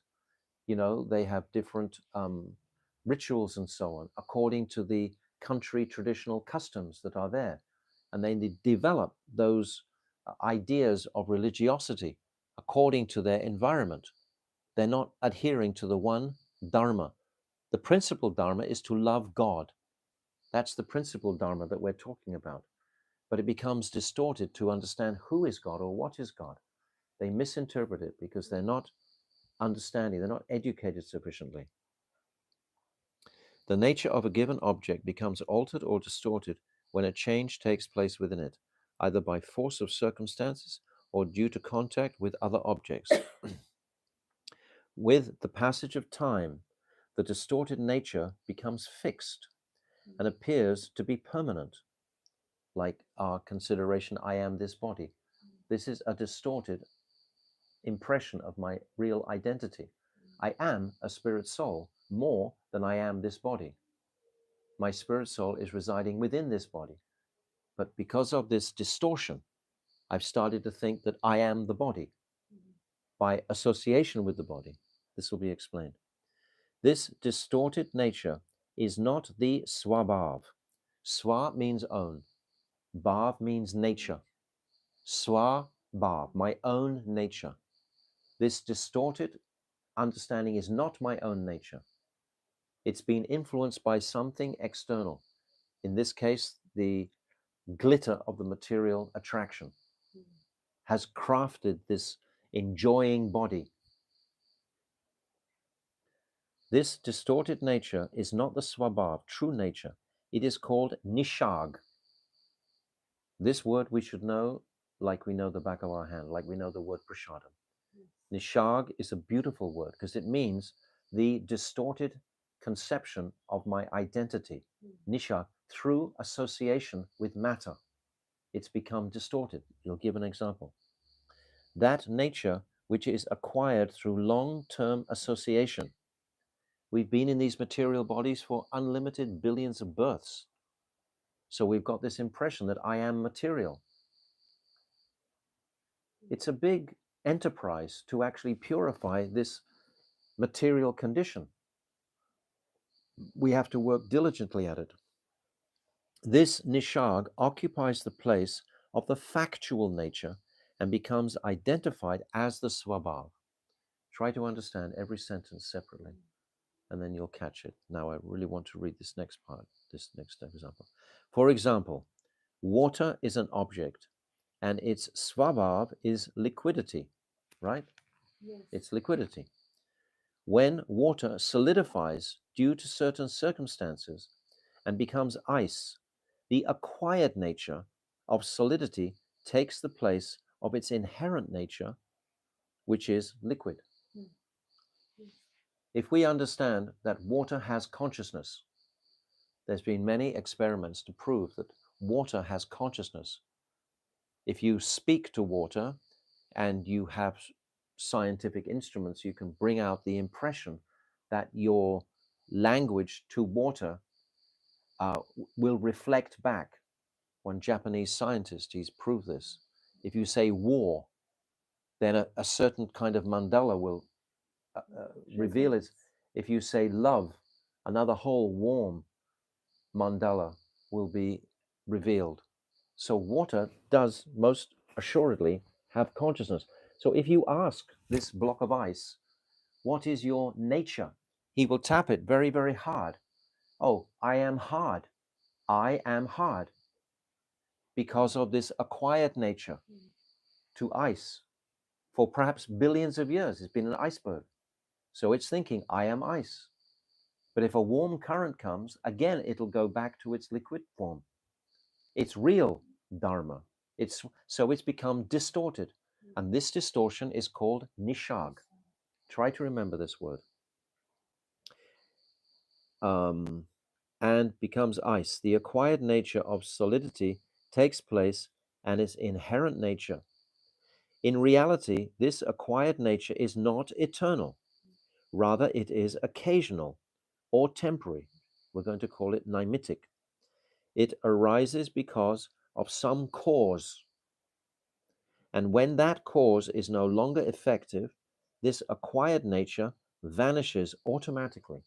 When it's not cold for the iceberg and it's warm, the Swabhav will naturally reassert itself and it'll come again to be liquid. This is the most sublime example that we can share with so many people. It arises because of some cause, and when that cause is no longer effective, this acquired nature vanishes automatically. However, the Swabhav is eternal. Yes, the nature is eternal. It's still there. It doesn't go away. It may become distorted, but it still remains inseparably connected to its object, and the original nature will certainly become evident again when the proper time and circumstances arise. In other words, our spirit soul will respond to spirit environment. This is why, for example, it's so beneficial to reside in the holy dhams, even for a day or two or a week or three. And if we can organize our situations so we can reside here longer, because the effect of the environment, the spiritual environment, the impact on the consciousness will reveal and wake up our inherent Swabhav, which is only Jivara Surupoi Krishnaranitas.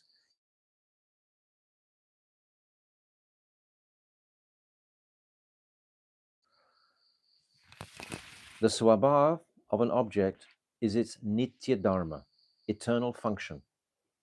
Swabhav and Nitya Dharma, remember these terms. While its acquired nature is its Naimitic Dharma, occasional function. Those who have true knowledge of objects, Vastu Gyan, we talked about Vastu before, can know the difference between eternal and occasional function, whereas those who lack this knowledge consider acquired nature to be true nature, and they consequently mistake the temporary dharma for eternal dharma. I find that completely conclusive. If you read it carefully, I think it will also find it completely, it's complete, this explanation. It doesn't really need any other embellishment. It's full.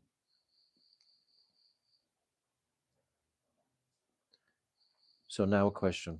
What is it that is called Vastu? And what is the meaning of swabhav? So this is a good question. We'll go in this tomorrow. So we haven't covered much ground physically, but I think we've covered a lot of ground, um, laying a platform, a foundation to go forward. It's a serious, sober journey, and we need to be. We hear in Bhagavad Gita matter and spirit constantly. We hear in Srimad Bhagavatam from different perspectives the same teaching. We're hearing with another set of terminologies, but it's the same principle of what is swadharma, what is pure dharma. This is what we're going to hear. It's fascinating. So tomorrow we'll read from here. So page 9.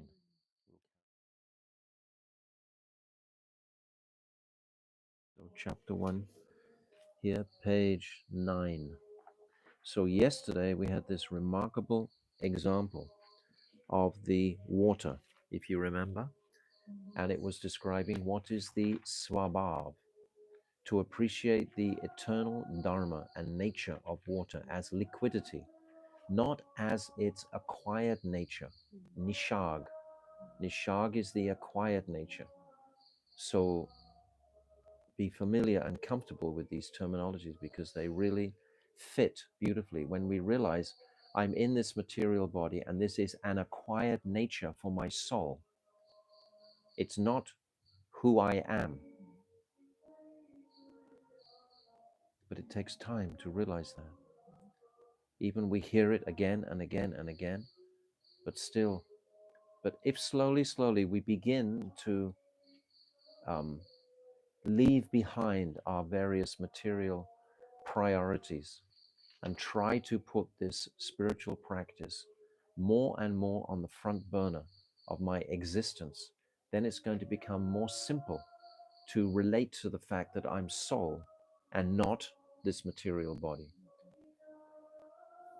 So we discussed this, or Bhaktivinoda Thakur described this very beautifully about the ice and its acquired nature. So try to hold on to these. And if you get a chance to repeat this to somebody, it's a mind-blowing description. People can get it straight away. Yes, the ice is liquid. It's not hard, but it's thinking that it's hard because of so much time being an iceberg. Okay, now we come. Where were we up to actually? I think Paramahansa Babaji yes. said. So now Paramahamsa Babaji wants to. Oh, Sannyasi Thakur, the question. Now he wants to know further the nature of a vastu. By the way, if I sent that copy of those notes around, they're very helpful indeed. These were made by the original translator of these first 12 chapters. His name is Navadvip Prabhu, and he was completely absorbed in the topics of this Jaiva Dharma. He was very much a scholar, and he made these notes very beautifully. And we can go through these notes, and you can, if you print them out like I printed these notes out, then it becomes, you can instantly access all of the teachings of this chapter very easily. So now Sannyasi Thakur is saying, what is that? Oh, what is it that is called vastu? And what is the meaning of swabhav? So he's already explained it, but we need to hear it again. Paramahamsa Babaji said, the word vastu is derived from the Sanskrit verbal root vas, which means to exist. So we're discussing, remember the question all the time that Sannyasi Thakur asked. If there's one dharma, why do so many people describe it in different ways? We're trying to understand the nature of dharma. We're trying to understand this, and Premdas Babaji is explaining it by defining the nature of dharma. Paramahamsa said, the word vastu is derived from the Sanskrit verbal root vas, which means to exist or to dwell. The verbal root becomes a noun when the suffix tu is added. Therefore, vastu means that which has existence or which is self-evident. This is a vastu. There are two types of vastu, vastava and avastava. The term truly abiding substance, vastava, vastu, refers to that which is grounded in transcendence. If it's a truly abiding substance, then it has eternal existence. Ultimately, it's going to be mentioned there are only three vastus: Bhagavan, the Jiva, and the material energy or Maya. Only three in existence. There's no others except these three. And everything else is revolving around these three essential vastus. And the relationship between these three vastus is called Sambandha Gyan. So this chapter is about Sambandha Gyan in relationship to these three principles. So we have Vastava, Vastu, and Avastava. So this is be explained now. Temporary objects, Avastava Vastu, are Dravya, solid objects, Guna, qualities, and so on. So these are temporary, Avastava. When we put an A in front of it, like we say Agyan, which is ignorance, we say Avaishnava, which is not a Vaishnava. There's different words we use with the A in the front. It means it's not that. So Avastava. And Dravya, solid objects, and Guna, qualities. These are temporary. Qualities and solid objects are only material. They're not eternal. Real objects have eternal existence. Unreal objects only have a semblance of existence, which is sometimes real and sometimes unreal. It is said in Srimad Bhagavatam, Vedyam Vastavam Atra Vastu Shivadam. Only a truly abiding substance, which is related to the supreme absolute truth, and which yields supreme auspiciousness, is worthy of being known. In other words, Nityadam should be the only focus. Why should we waste our time in anything less than that? From this statement, it is clearly understood that the only real substance is that which is related to the supreme transcendence. Sri Bhagavan is the only real entity, Vastava Vastu. The living entity, Jiva, is a distinct or individual part of that entity, while Maya, the potency that produces bewilderment, is the energy of that entity. Three Vastus, Bhagavan, Jiva, and Maya. These are the three eternally abiding substances. He's describing what is Dharma. If Dharma is not based on this, then it's going to be based on some material influence. It's going to have a little bit of a twist on it. In other words, you get different religions, and some of the religion will have some value if it's come something from the Vedic teachings, but then the rest of it has all been imported, so to speak, according to the culture and traditions of the land where that religion has manifested from. But it won't be pure Dharma. It'll be Mishra. It'll be mixed.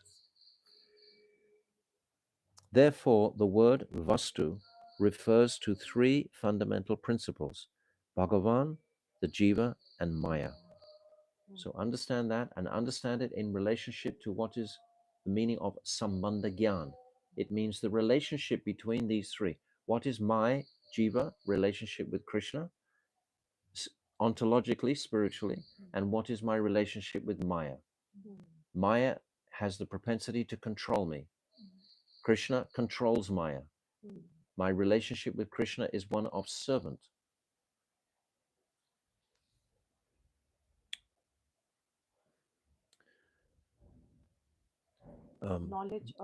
Knowledge of the mutual relationship between these three principles is known as pure knowledge, Shuddha Gyan.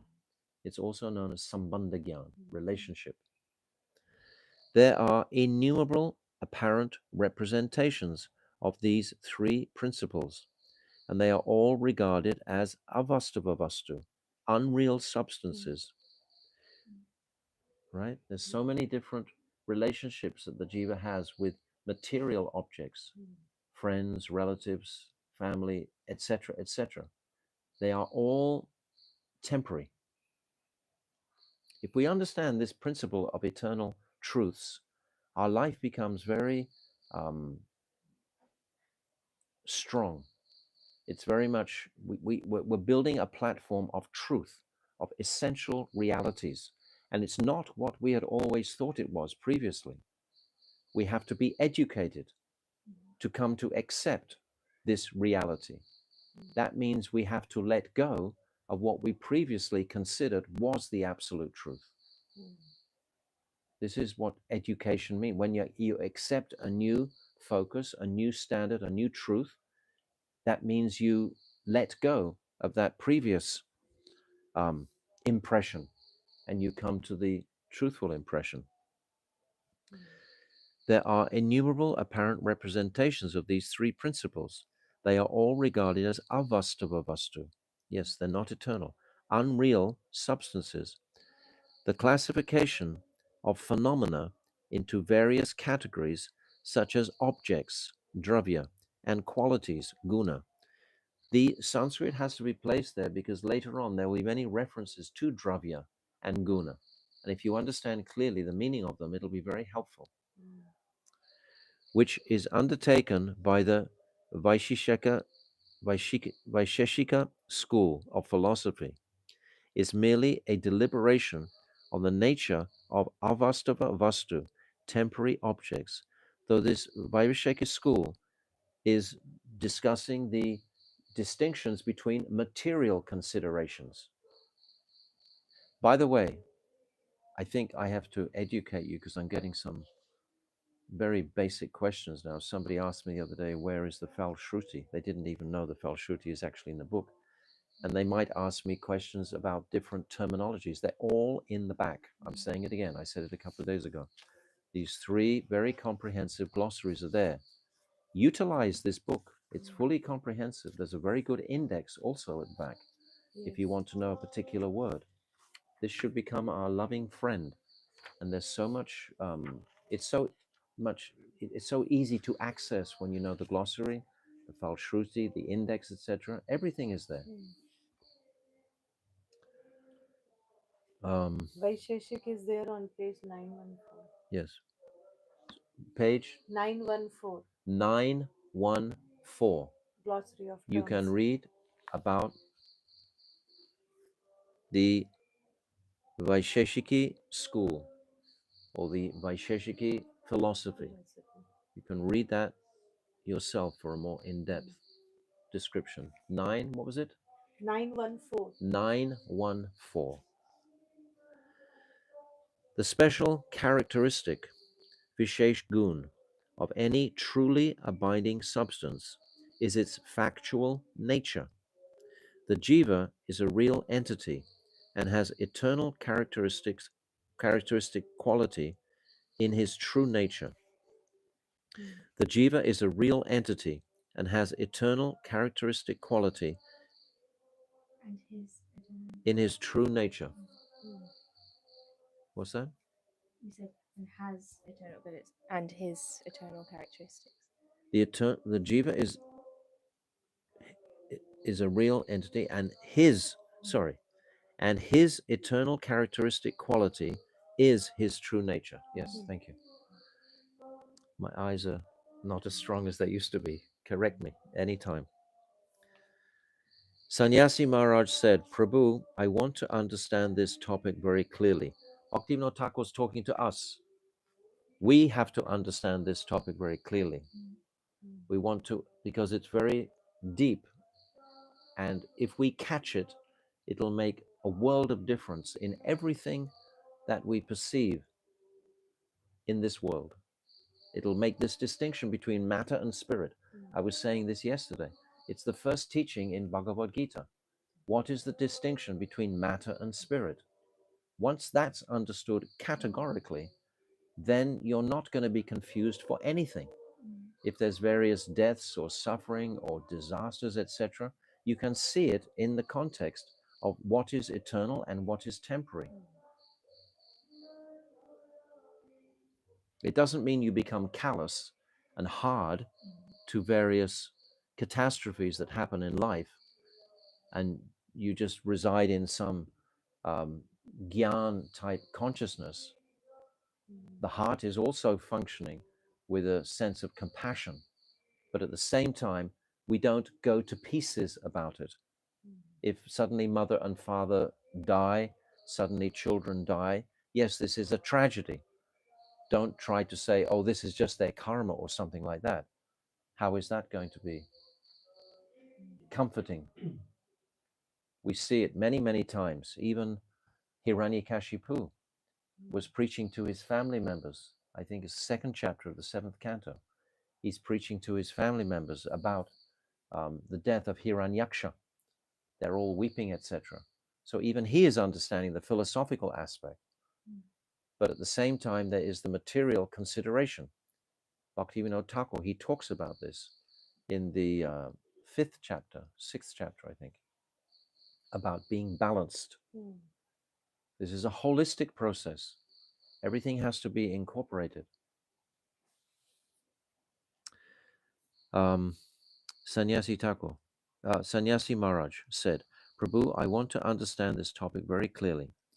Babaji Mahashai replied, Srila Krishnadas Kaviraj Goswami, who was an object of the mercy of Nityananda, Prabhu, showed me a manuscript. Why was he an object of Nityananda's mercy?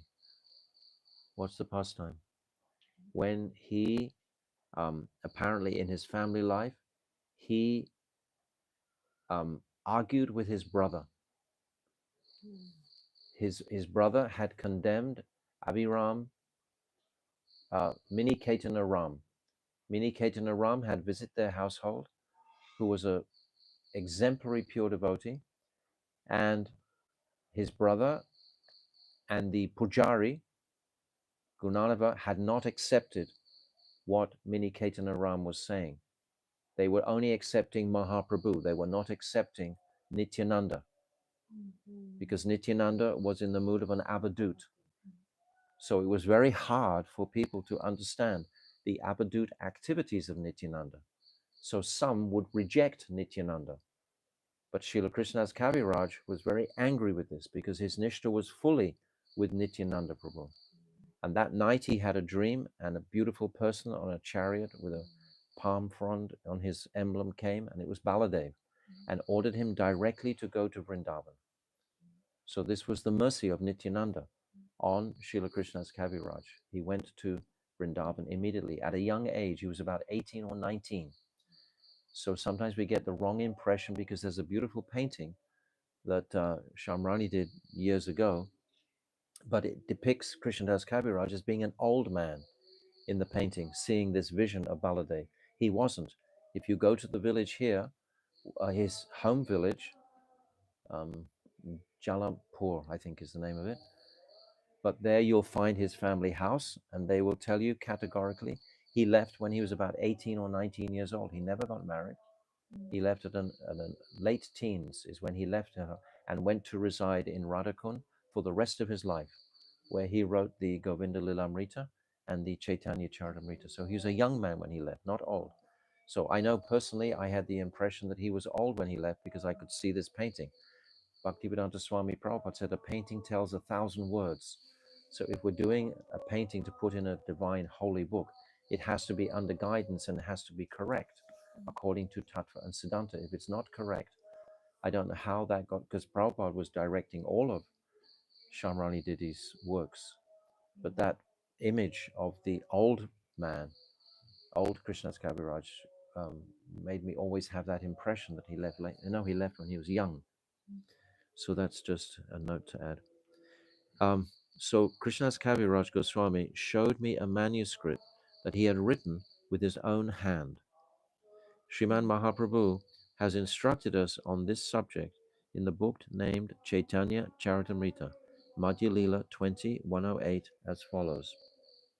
Jivera Suruphoy Krishnera Nityadas, Krishnera Tatasta Shakti, Beda Abeda Prakash. So the constitutional nature of the jiva is to be an eternal servant of Sri Krishna He is the marginal potency of Krishna and is a manifestation simultaneously one with him and different from him. This was spoken to Sanatan Goswami when he's asking Mahaprabhu in Varanasi, who am I? Ki ami? Who am I? He's saying, everyone is calling me a great pundit, a great scholar, but actually I don't consider that the truth. I want to know what is my spiritual identity. Mahaprabhu is responding this, Jivara Sarup Hoy, Krishnera Nityadas. You are an eternal servant of Krishna.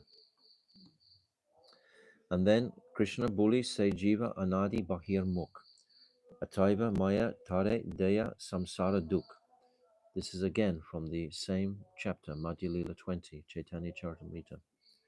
The Jiva who has forgotten Krishna has been preoccupied with the external potency since time without beginning. He couldn't find the internal spiritual strength.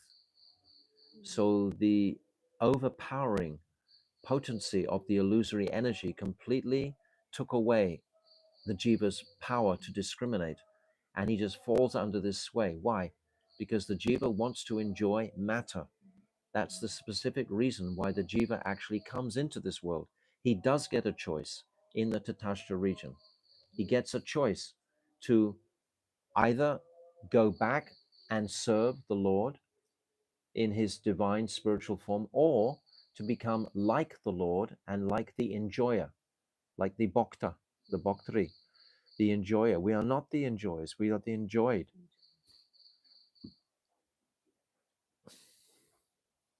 Consequently, Krishna's illusory potency, Maya, gives him mercy in the form of material existence. Ha!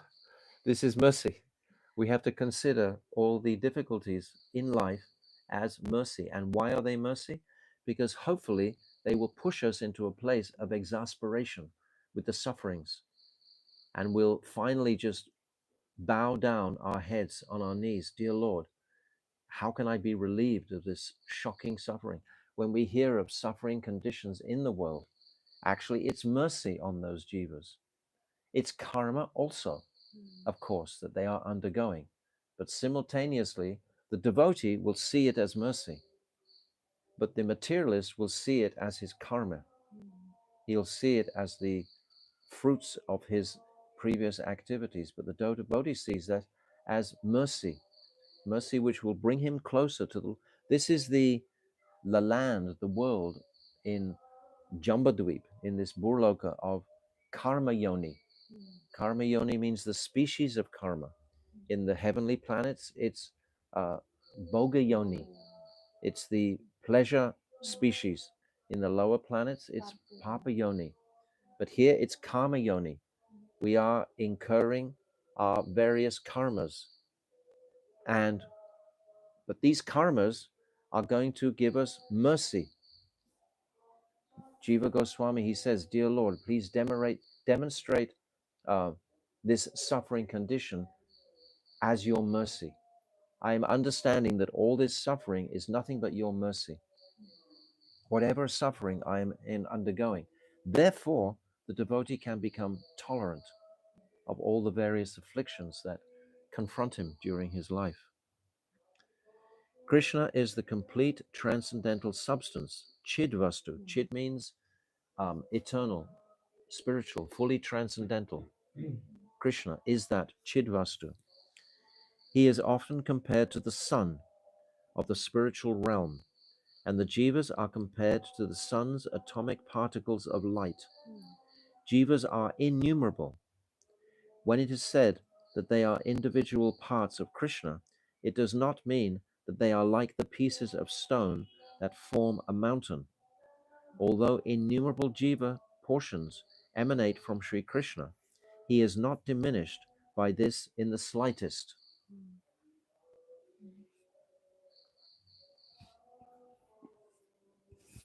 For this reason, the Vedas have compared the jivas in one respect to sparks emanating from a fire. In reality, no adequate comparison can be made. Just like the sparks from a fire are the same as the fire in essence, but they're infinitesimally smaller. We are atomic particles of the spiritual potency. Krishna is the supreme origin that Anuchit. He's the supreme. Vibhuchit, sorry, Vibhuchit. We are Anuchit. We are atomic particles. Krishna is Vibhu. He is the complete whole.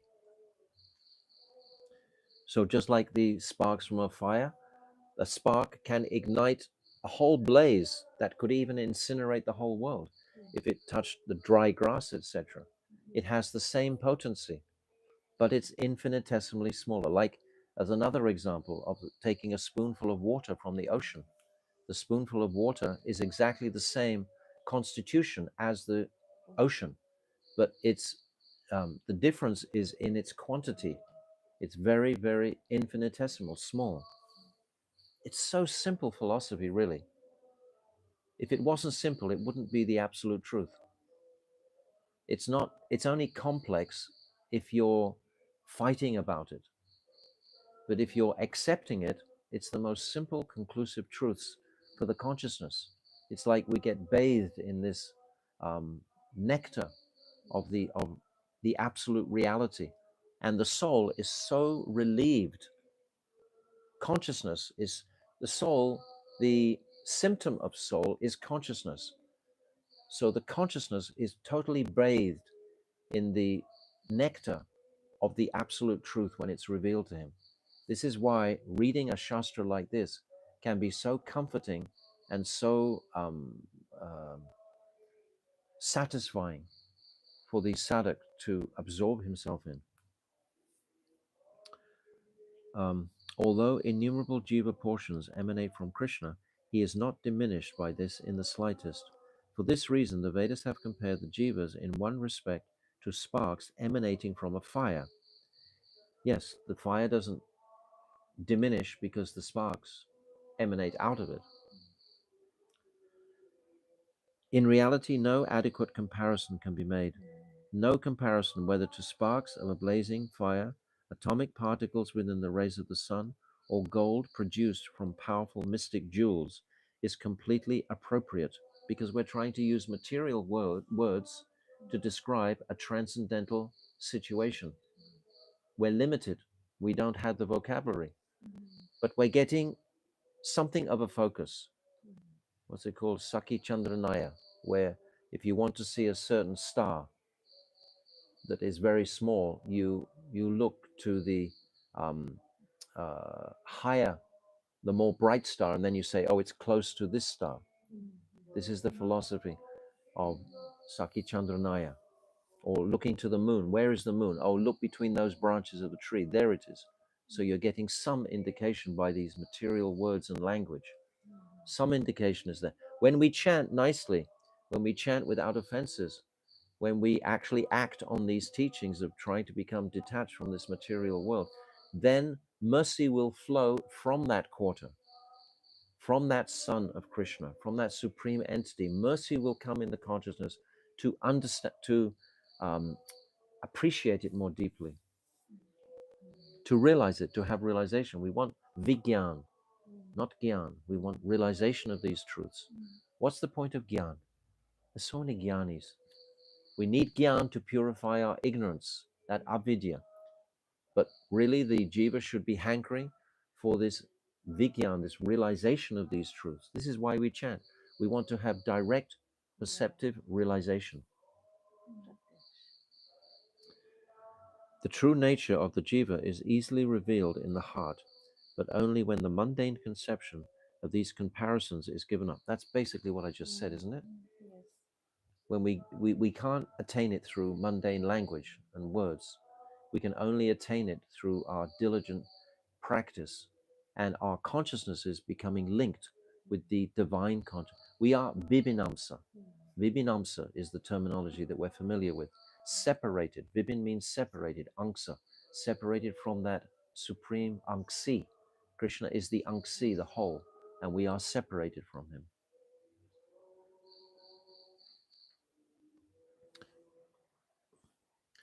Krishna is infinite spiritual substance. Brihat Chidvastu. So previously he said he was Chidvastu, right, at the top of the other paragraph. Yes. Now we're being more educated. No, he's not just Chidvastu, he's Brihat Chidvastu. He's the greatest spiritual entity. See the sequence. Bhaktivinoda Thakur is brilliant. He's not going to just slam it all on our plate at once. He's gradually easing us into these conceptions. Whereas the jivas are infinitesimal spiritual substance, anuchid vastu. The oneness of Krishna and the jivas lies in their spiritual nature, chid dharma. So now we get back to the subject at hand. Sannyasi Thakur is asking about dharma. So now what is the true dharma of the jiva? So the true dharma of the jiva is that transcendental substance in relationship to the supreme, the brihat chid vastu. But they are undoubtedly different as well. That's essential to appreciate. Achintya, Veda, Abhed, Tattva. One and simultaneously different. The Advaita school says there's no difference, ultimately. Therefore, they are Mayavads. The Brahmavad view is to understand a supreme Ishvara, but that supreme Ishvara has also manifested from the Brahman. So that Brahman is greater than Ishvara. This is like the Devas. They believe that Vishnu has manifested from that Brahman. These are subtleties that are helpful to appreciate the whole. But they are undoubtedly different as well, because their natures are complete and incomplete respectively. Who feels complete? I bet if I asked 2,000 people who actually sincerely feels complete, I don't think many could actually raise their hands and say. That would be an Atmarama, someone who is fully satisfied. That ultimately is a Mahabhagavat, who's completely, even a Mahabhagavat is not complete in his seva attitude to his guru. My Guru Dev used to say that he never feels that he's satisfying his guru sufficiently, because otherwise then he would stop trying to please. The energy, the dynamic of enthusiasm and greed to please Guru would be reduced if you suddenly thought, yes, I've reached that place of satisfaction. I've done so much seva. We never feel like that. Krishna is the eternal Lord of the jivas, and the jivas are Krishna's eternal servants. Now we're coming to understand something of sambandha, the relationship between these two vastus, the jiva and Krishna. This interrelationship is natural. This is a big point. It's natural. That means it's the condition of the heart. You can't force the heart to love something, because the ultimate consideration is based on affection. This is where it's principled. It's the love region that is going to connect you with the Lord. It's the love that you have towards your spiritual master that will connect you to Krishna. It's that transcendental affection that is going to connect us to Krishna. That love is not by the mind, not by Gyan. Gyan will not connect us. Gyan will purify us to a great degree and can help us along the road and clear the avidya. But Gyan ultimately is just like a signpost pointing to where is the truth. But we have to go to that place and have realization, make it a reality by connecting in service, because love, we've said so many times, is the symptom of service. Service is the symptom of love. If you love somebody, if you love anything, you will serve them naturally. If you love your dog or your cat or your husband, wife, children, country, anything, you will render service in that direction. So service is the symptom of love. Krishna is the supreme ruler, and the jivas are ruled. Krishna is the observer, and the jivas are observed. Krishna is the complete whole, and the jivas are poor and insignificant. Krishna is the possessor of all potency, and the jivas are devoid of potency. Therefore, the eternal swabhav, or dharma, of the jiva is Krishna Das. eternal servants and obedience to Krishna. Very simple analogy of the hand. What is the dharma of the hand? Is to serve the body. That's its function. That is where the hand is going to find satisfaction when it's serving the body. If the hand decides, I want to be independent from the body and enjoy myself, why is this body getting all the pleasure? Why can't I get some pleasure? Then it divorces itself from the body. It cuts itself off. What will happen? It'll just shrivel and be useless and ineffective for anything. And that is exactly like us. As soon as we separate ourselves from the service of the Lord directly, we just become useless in this world. But the illusion is so thick that we act, because Krishna has arranged it this way, that we actually think, yes, I'm getting some pleasure, this Jad Anand, this dull material pleasure. And we keep trying for that. It's like the analogy is given in the 7th canto of the Jiva being chased by the tiger, and he falls into a dark well, and he catches hold of the 2 branches, and below him he sees all venomous poisonous snakes in the dry well, and above him he sees the face of the tiger, and he's holding on to these 2 branches. One is a black branch and one is a white branch, and there's 2 rats. They start to eat at these branches. This is the analogy of day and night. But when he fell in and caught these branches, a little bit of honey started dripping from a hive that was in that tree, and it came right past his tongue.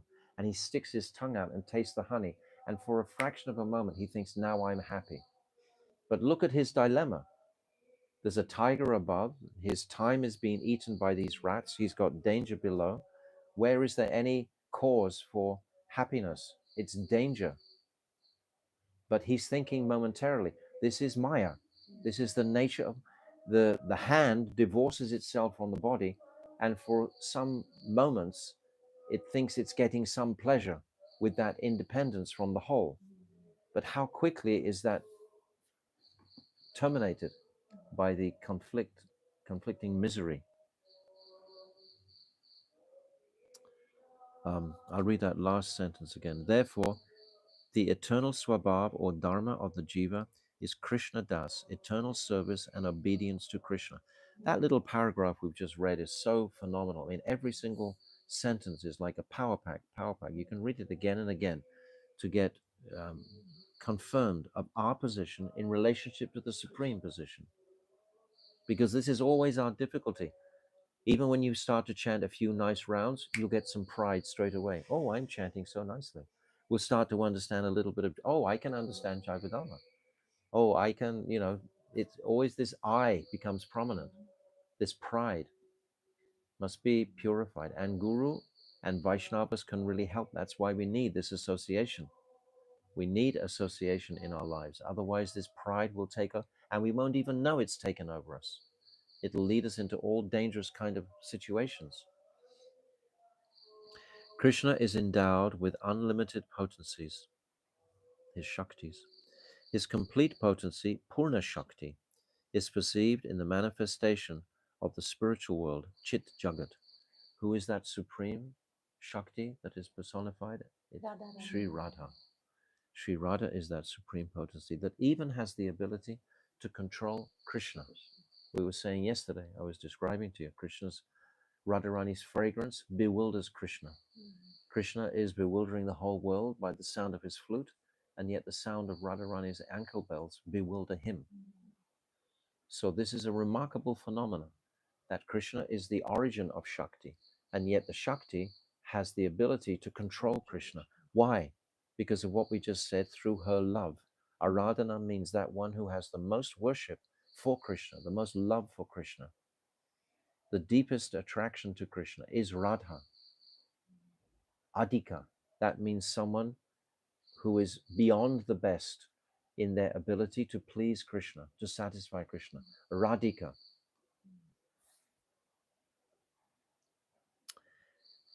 Similarly, his Tatashta Shakti or marginal potency is observed in the manifestation of the jivas. A special potency acts in assembling the finite world. Apurna Jagat. This is the Apurna, not Purna. Purna means like we have the Purnima. That's full.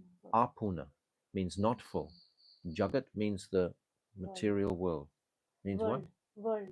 World, yes. And this potency is known as Tatastha Shakti.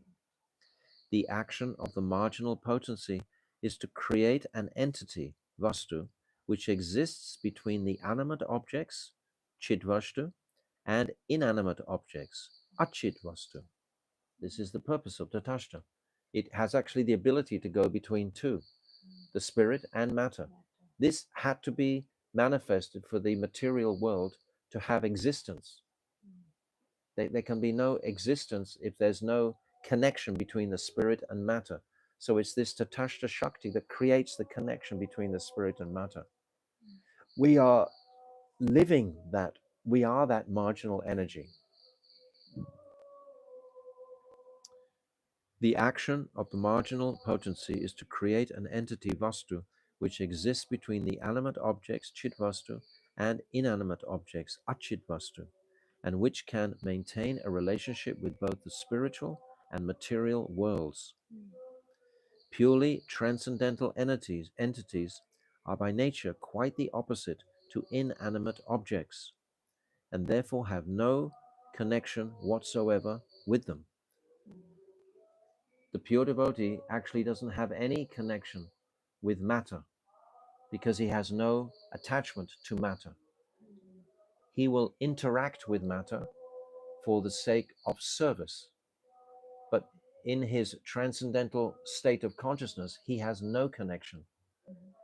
What's that? Tasmat Guru Prapadyeta Jignashu Shreyan Uttamam Shabde Pray Tanishnantam Brahmani Upashamashrayam. These are the three descriptions of a pure devotee. He is understanding all Shastra, he's fully realized in Shastra, and the last one, he's completely detached utterly from matter. He has no attachment to matter whatsoever because he knows there's no happiness in this material world. Why should we be attached to this material world? If I understand I'm spirit, then we want that spiritual bliss which is in service to the Supreme Spirit. And the spirit realized soul realizes that he cannot enjoy matter. Matter can't provide a happiness for the soul because it's matter, because it's temporary, and therefore have no connection whatsoever with them. Although the jiva is an animate spiritual particle, he is capable of a relationship with inanimate matter due to the influence of Aishi Shakti. This Aishi Shakti is the same as Tatashta Shakti. This Aishi Shakti is the spiritual Shakti, is the spiritual world. He is capable of a relationship with, due to the influence of Aishi, the divine potency. That is what this Aishi Shakti is, which is known as the Tatastha Shakti, this borderline condition. Oh, so we're going to stop here. Tomorrow we'll describe more what is this Tatastha Shakti. So are we gathering it comfortably with everything? Not anything? We're in process of realization of these truths, but at least if we catch the parameters of the truth that is being presented, even intellectually, academically, we can catch that. These notes, I promise you, are really helpful. I would advise you to hold on to them and examine them closely. But we are praying for realization of these truths, not simply scholastic understanding or ability or academic or something. It's not in the intellect. And in the heart of it, it's in the realm of affection and love for that Supreme Lord.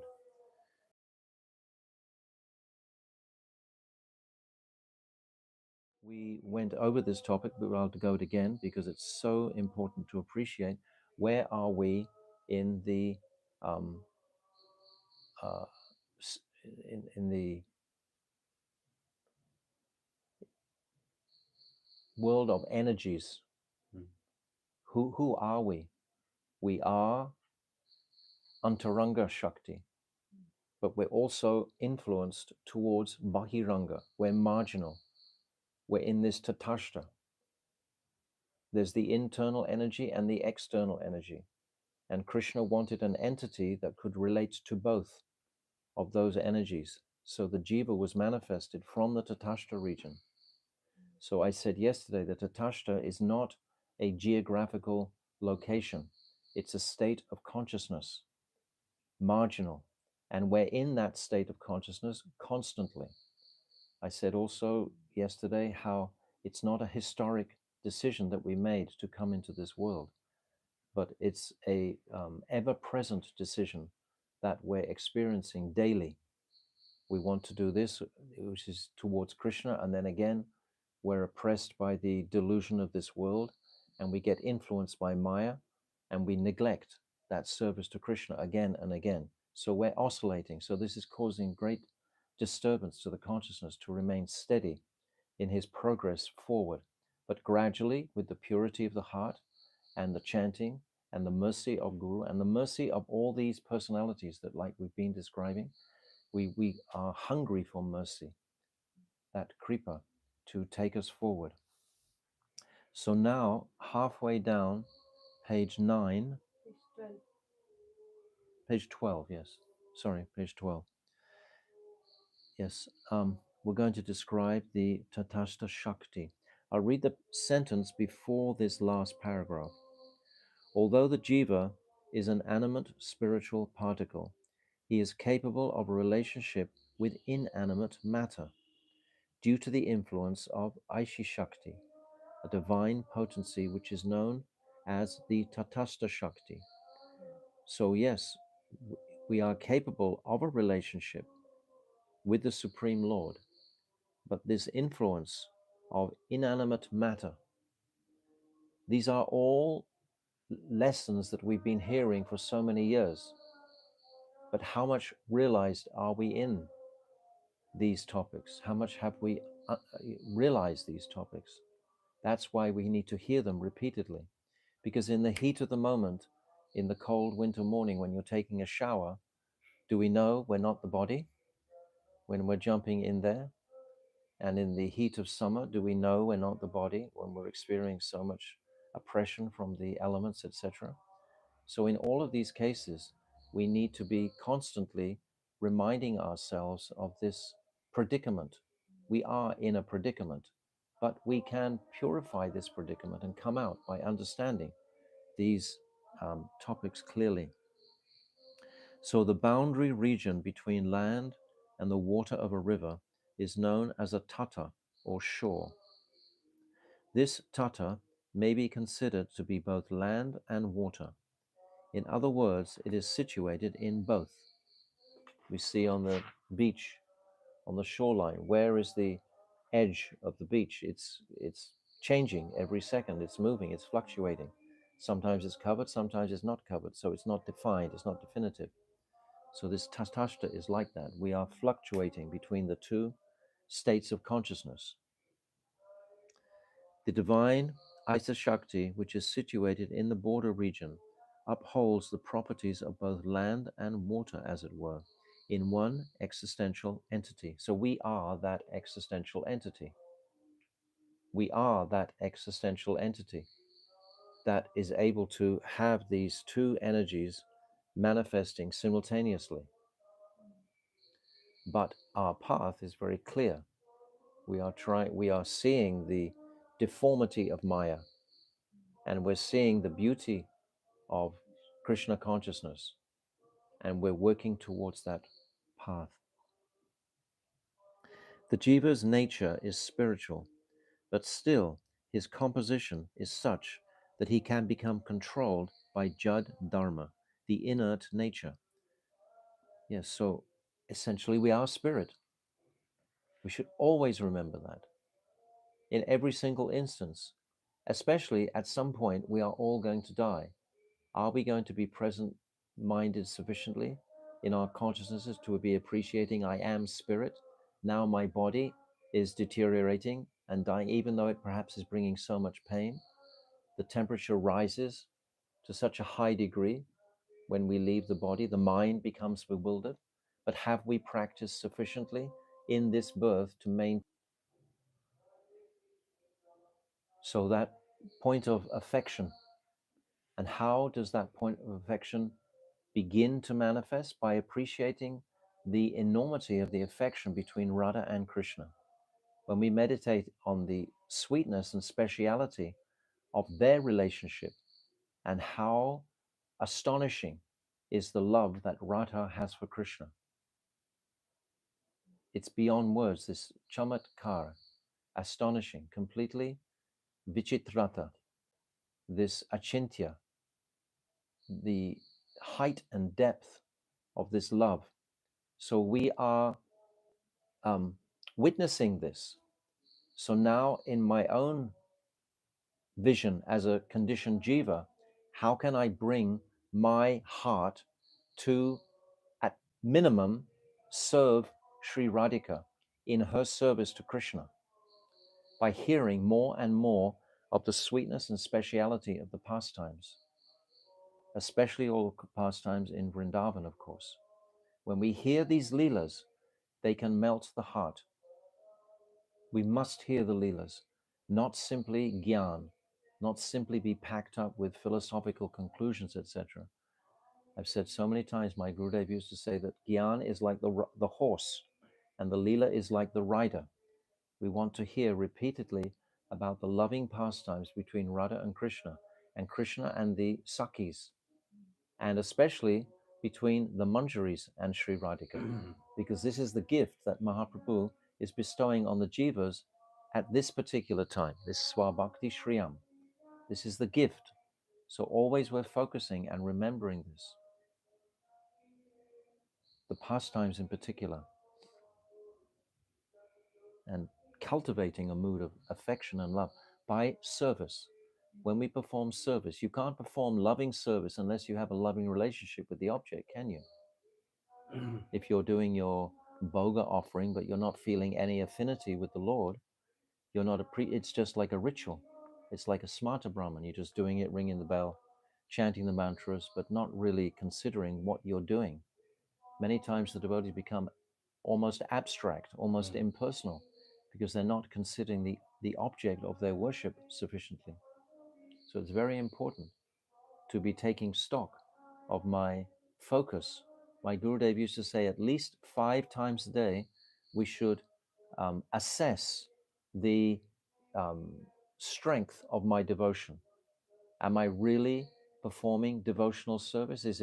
Am I becoming more devoted to the object of my attraction?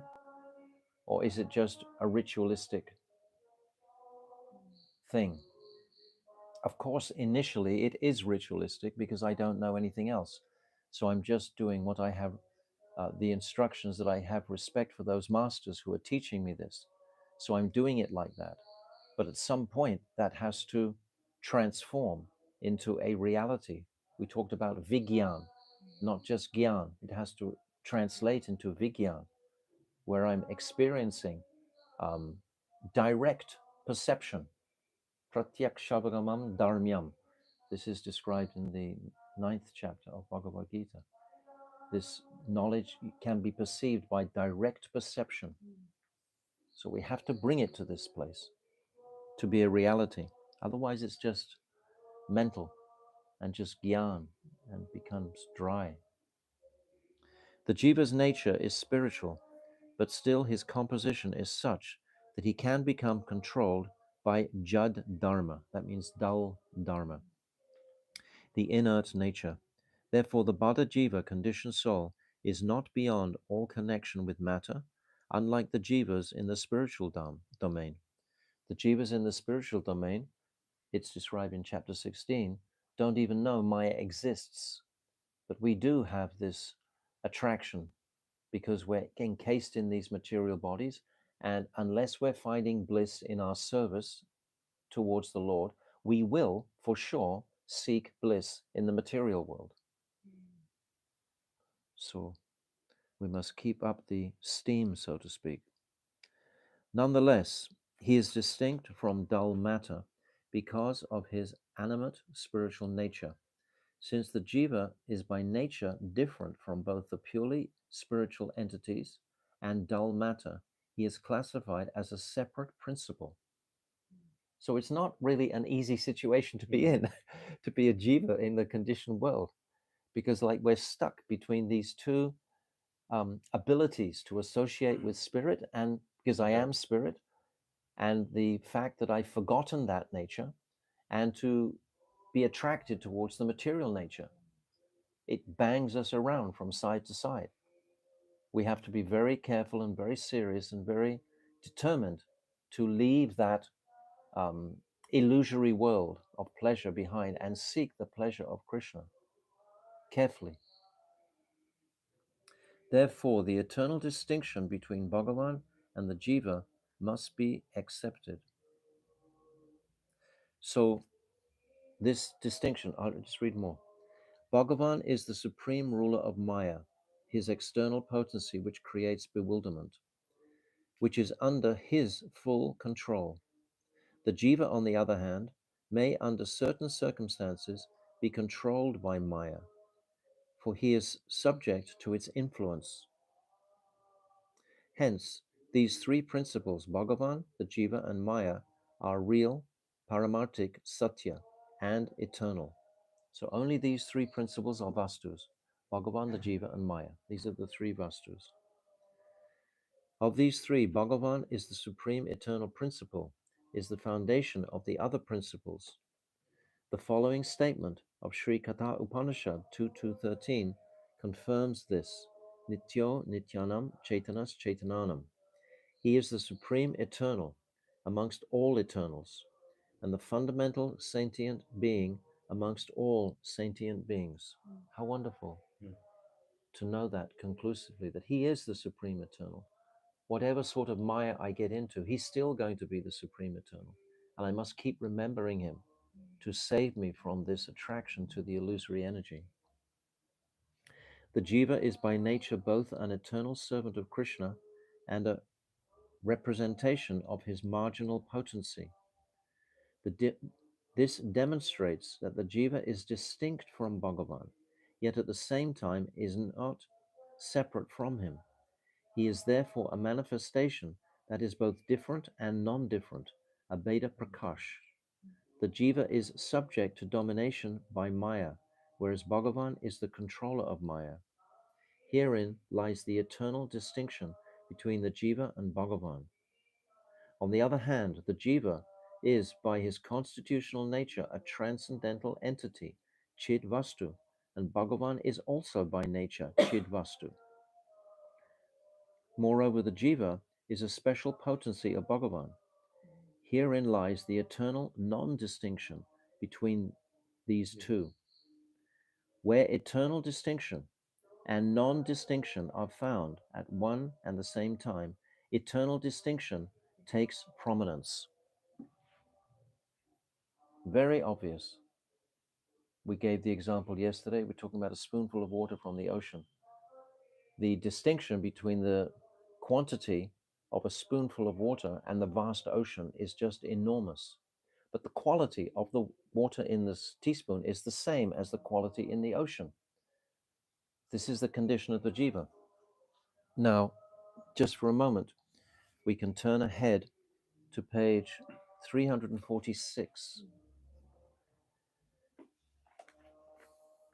And you see down the bottom of 346, this is opening out and explaining more the Similarity. non-difference between Krishna and the jiva. First, the similarity, yes. So the question that Brajana is asking, what is the difference between Ishvara and the jiva?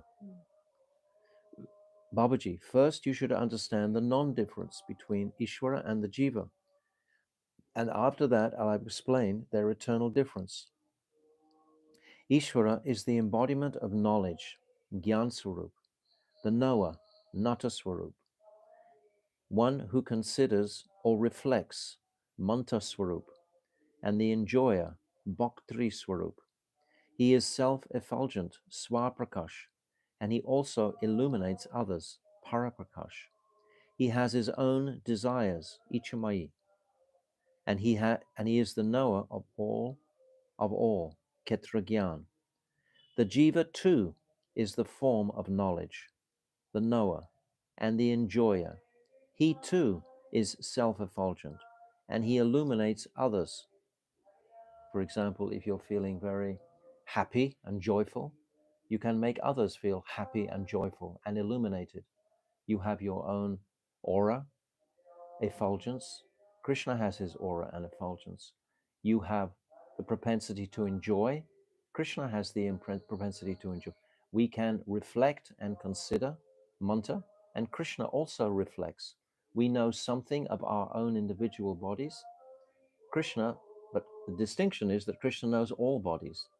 This is the distinction.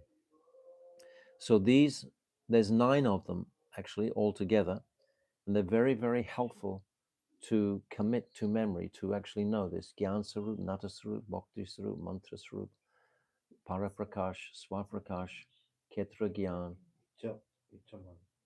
Ichamai, and Shuddha Deha, a pure spiritual body. We have a pure spiritual body. Krishna has a pure spiritual body. That's the one that's missing from him. But we both have spiritual bodies. These are the similarities. So Babaji is expert. He's explaining the similarities first, then he's going to accentuate or make the distinction the most prominent. The Jiva too is the form of knowledge, the knower, the enjoyer. He too is self-effulgent and he illuminates others. And he too has desires and is the knower of his own field. From this perception, there is no difference between them. However, Ishvara is omnipotent, and by dint of his omnipotency, he is the basis of all these qualities, which are present in him in full. These qualities are also present in the atomic jiva, but only in a minute degree. Thus, the nature and form of Ishvara and the jiva are eternally different from each other, because one is complete and the other is minute. And at the same time, there is a lack of distinction between Ishvara and jiva, because the similarity between their qualities. So this is a place where you can mark in your personal indexes, whatever, and page 346 that illuminates what we're talking about now. By the way, there is an extensive index in the back of the book, as well as 3 comprehensive glossaries. As well, you can make your own index as you come upon something that you find is relevant and pertinent. You can write it down for yourself in the back so you can have quick access to all these truths, because so many profound truths are here, and that just comes times in the our daily tasks when we just want a specific truth so we can catch it and grab it. The Nitya Dharma of the Jiva is servitorship to Krishna. This is the big distinction. When he forgets this, he is subjugated to the tyranny of Maya, and from that very moment, he becomes diverted from Krishna.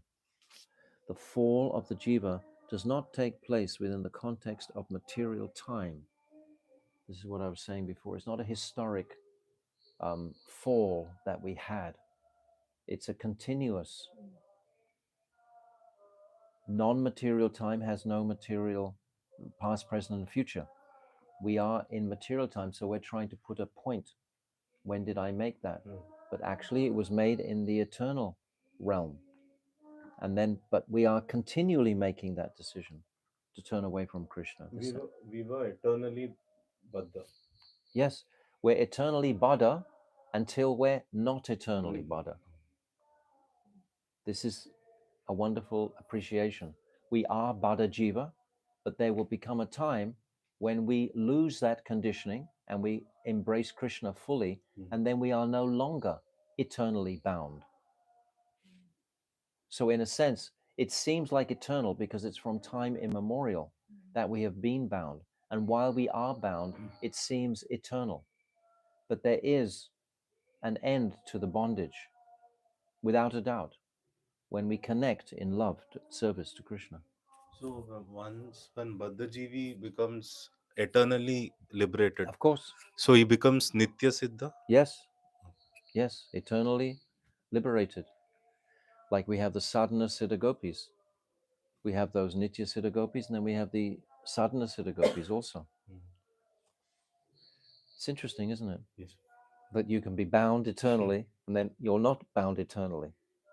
So the word eternal isn't actually fully eternal, because there is a limitation on the eternal. If you get free, Mm.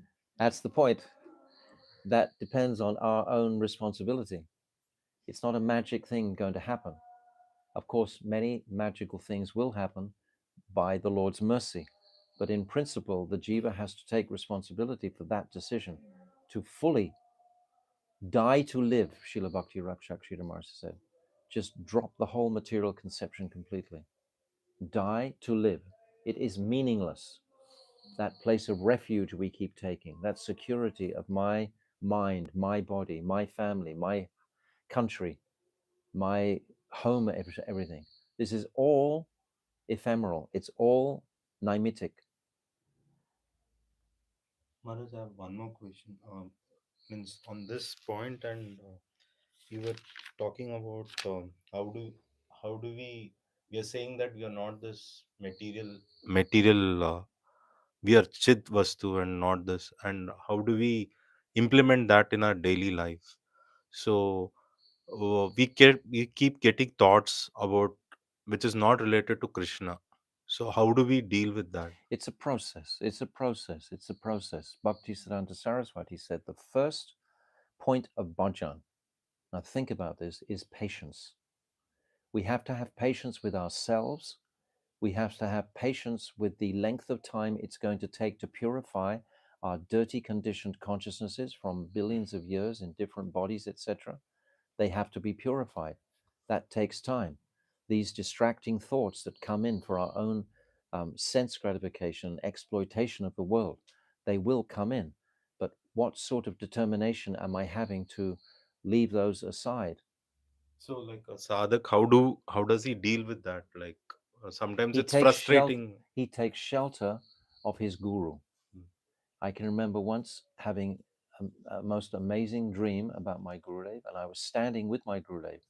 And the whole time I was standing with him, I was aware that negative thoughts were coming into my mind at the same time as I was standing with him.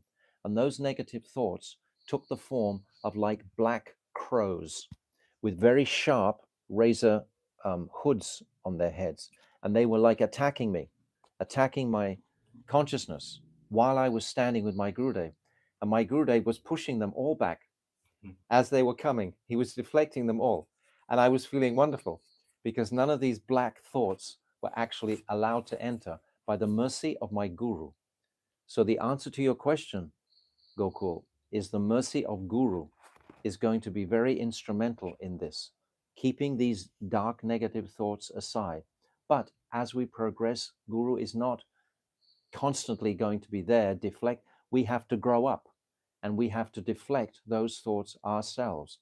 That means we have to make a decision that we don't want to enjoy those thoughts because we have those thoughts because we get some taste from them. That's why we have the thoughts. It comes to us, it's attracting to us because we want those thoughts. So when I decide, no, I don't want to go that journey anymore, that genuinely at the very core of my heart isn't even a smell, not even a scent of desire for my own pleasure in this world. How long will that take? So we don't take the onus of those thoughts. We just neglect it. Like, It's like if you see a bird fly in the sky and it goes out of your vision, let it go. Let it come in and let it go. okay. Let it come in and let it go. Don't grab it, play with it, taste it, relish it. Otherwise, we're doomed. Let it go when the thought comes in. So easy to say these words. Yeah.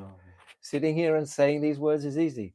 But the reality of this is It takes time and time person and practice. It's the practice becoming serious. To know that this world is temporary. It really is temporary. It's of a lower state of consciousness. It's not a fit place for a gentleman to live in this world. There's nothing of value in this world. Nothing. That means all my previous conditioning has to be left aside. It's meaningless. And this present time in the global arena, it's become easier for that. Many hospital practices, for example, the whole medical industry is being revealed as a bunch of charlatans. This is the truth. You go to hospital to die, basically, these days, or to give the doctors a livelihood. You don't go there to get cured necessarily. That's just one example. And then there are many other examples, like they talk about fake news, etc. It's like everything we receive from the media, it's got a twist on it. It's all in someone else's interest. So it makes it very easy for the sensitive practicing devotee to reject all of those things because they're so false. Why should I listen to any broadcast about what's happening in the world when I'm understanding all of the broadcast speakers are all false? They all have an agenda. So it's like the very core of everything. So it's helpful for the devotees to reject more and more of conditioned life and these boundaries. We have to pray, Gokul. Pray. Okay, I'm determined to finish this chapter today. So let me just read to the end. Accordingly, the words Anadi Bahya Mukh are used, meaning that the jiva has been diverted since time without beginning. That's what we're talking about. That's why we're called Bada Jivas. From the moment of this diversion and the jiva's entry into Maya, his Nitya Dharma becomes perverted. I'm saying that everything that we have faith in, the Dharma in this world, is perverted. And because of the situation on the planet now, it's more easy to see that because it's become so accelerated. The sinful acts on the planet have increased. So it's easier to see them and recognize them. The debauchery, like they talk about, what's this transgender and stuff like that. It's just so crazy. I mean, you don't have to be such an intelligent person to realize how mad things have become. So how easy is it for us to reject that whole package of material aspirations and life? We can sit separately from it and we can fully take shelter of the Lord. It's to our advantage. This is the darkest age of Kali, and Mahaprabhu has descended in this age to give Raganuga Bhakti, which is phenomenal. Now he's giving us an increased support and incentive to take deeper shelter because the world is just collapsing in such a ridiculous way. You don't even have to be intelligent to realize how stupid it all is. Entry into night. His Nitya Dharma becomes perverted. Therefore, by the association of Maya, the jiva develops nishag, an acquired nature. Never forget this word, it's beautiful. Nishag, acquired nature, which thus facilitates the display of his temporary function and disposition known as Naimitic Dharma. This Naimitic Dharma is going to be talked about many times. Third chapter is Naimitic Dharma should be rejected. Relinquished, yes. The Nitya Dharma, eternal function, is one, indivisible, and faultless in all different situations. Now he's addressing Sannyasi Thakur's question. He asked him originally, what is true Dharma? Why are there so many interpretations of Dharma? Now he's saying that true Dharma is faultless. It's without any blemish. Nitya Dharma, eternal function, is one, indivisible, and faultless in all different situations. But the Naimitic Dharma, temporary function, assumes many different forms when seen in diverse circumstances and when it is described in various ways by men of divergent opinions. We were saying yesterday, when you have these different traditions in other countries, you have different climates, different foods, different dress, different civilization, the culture, everything in. So they've wound their particular set of values and principles around those influences, and they've left the original Dharma, and they become influenced just by the external aspect of it.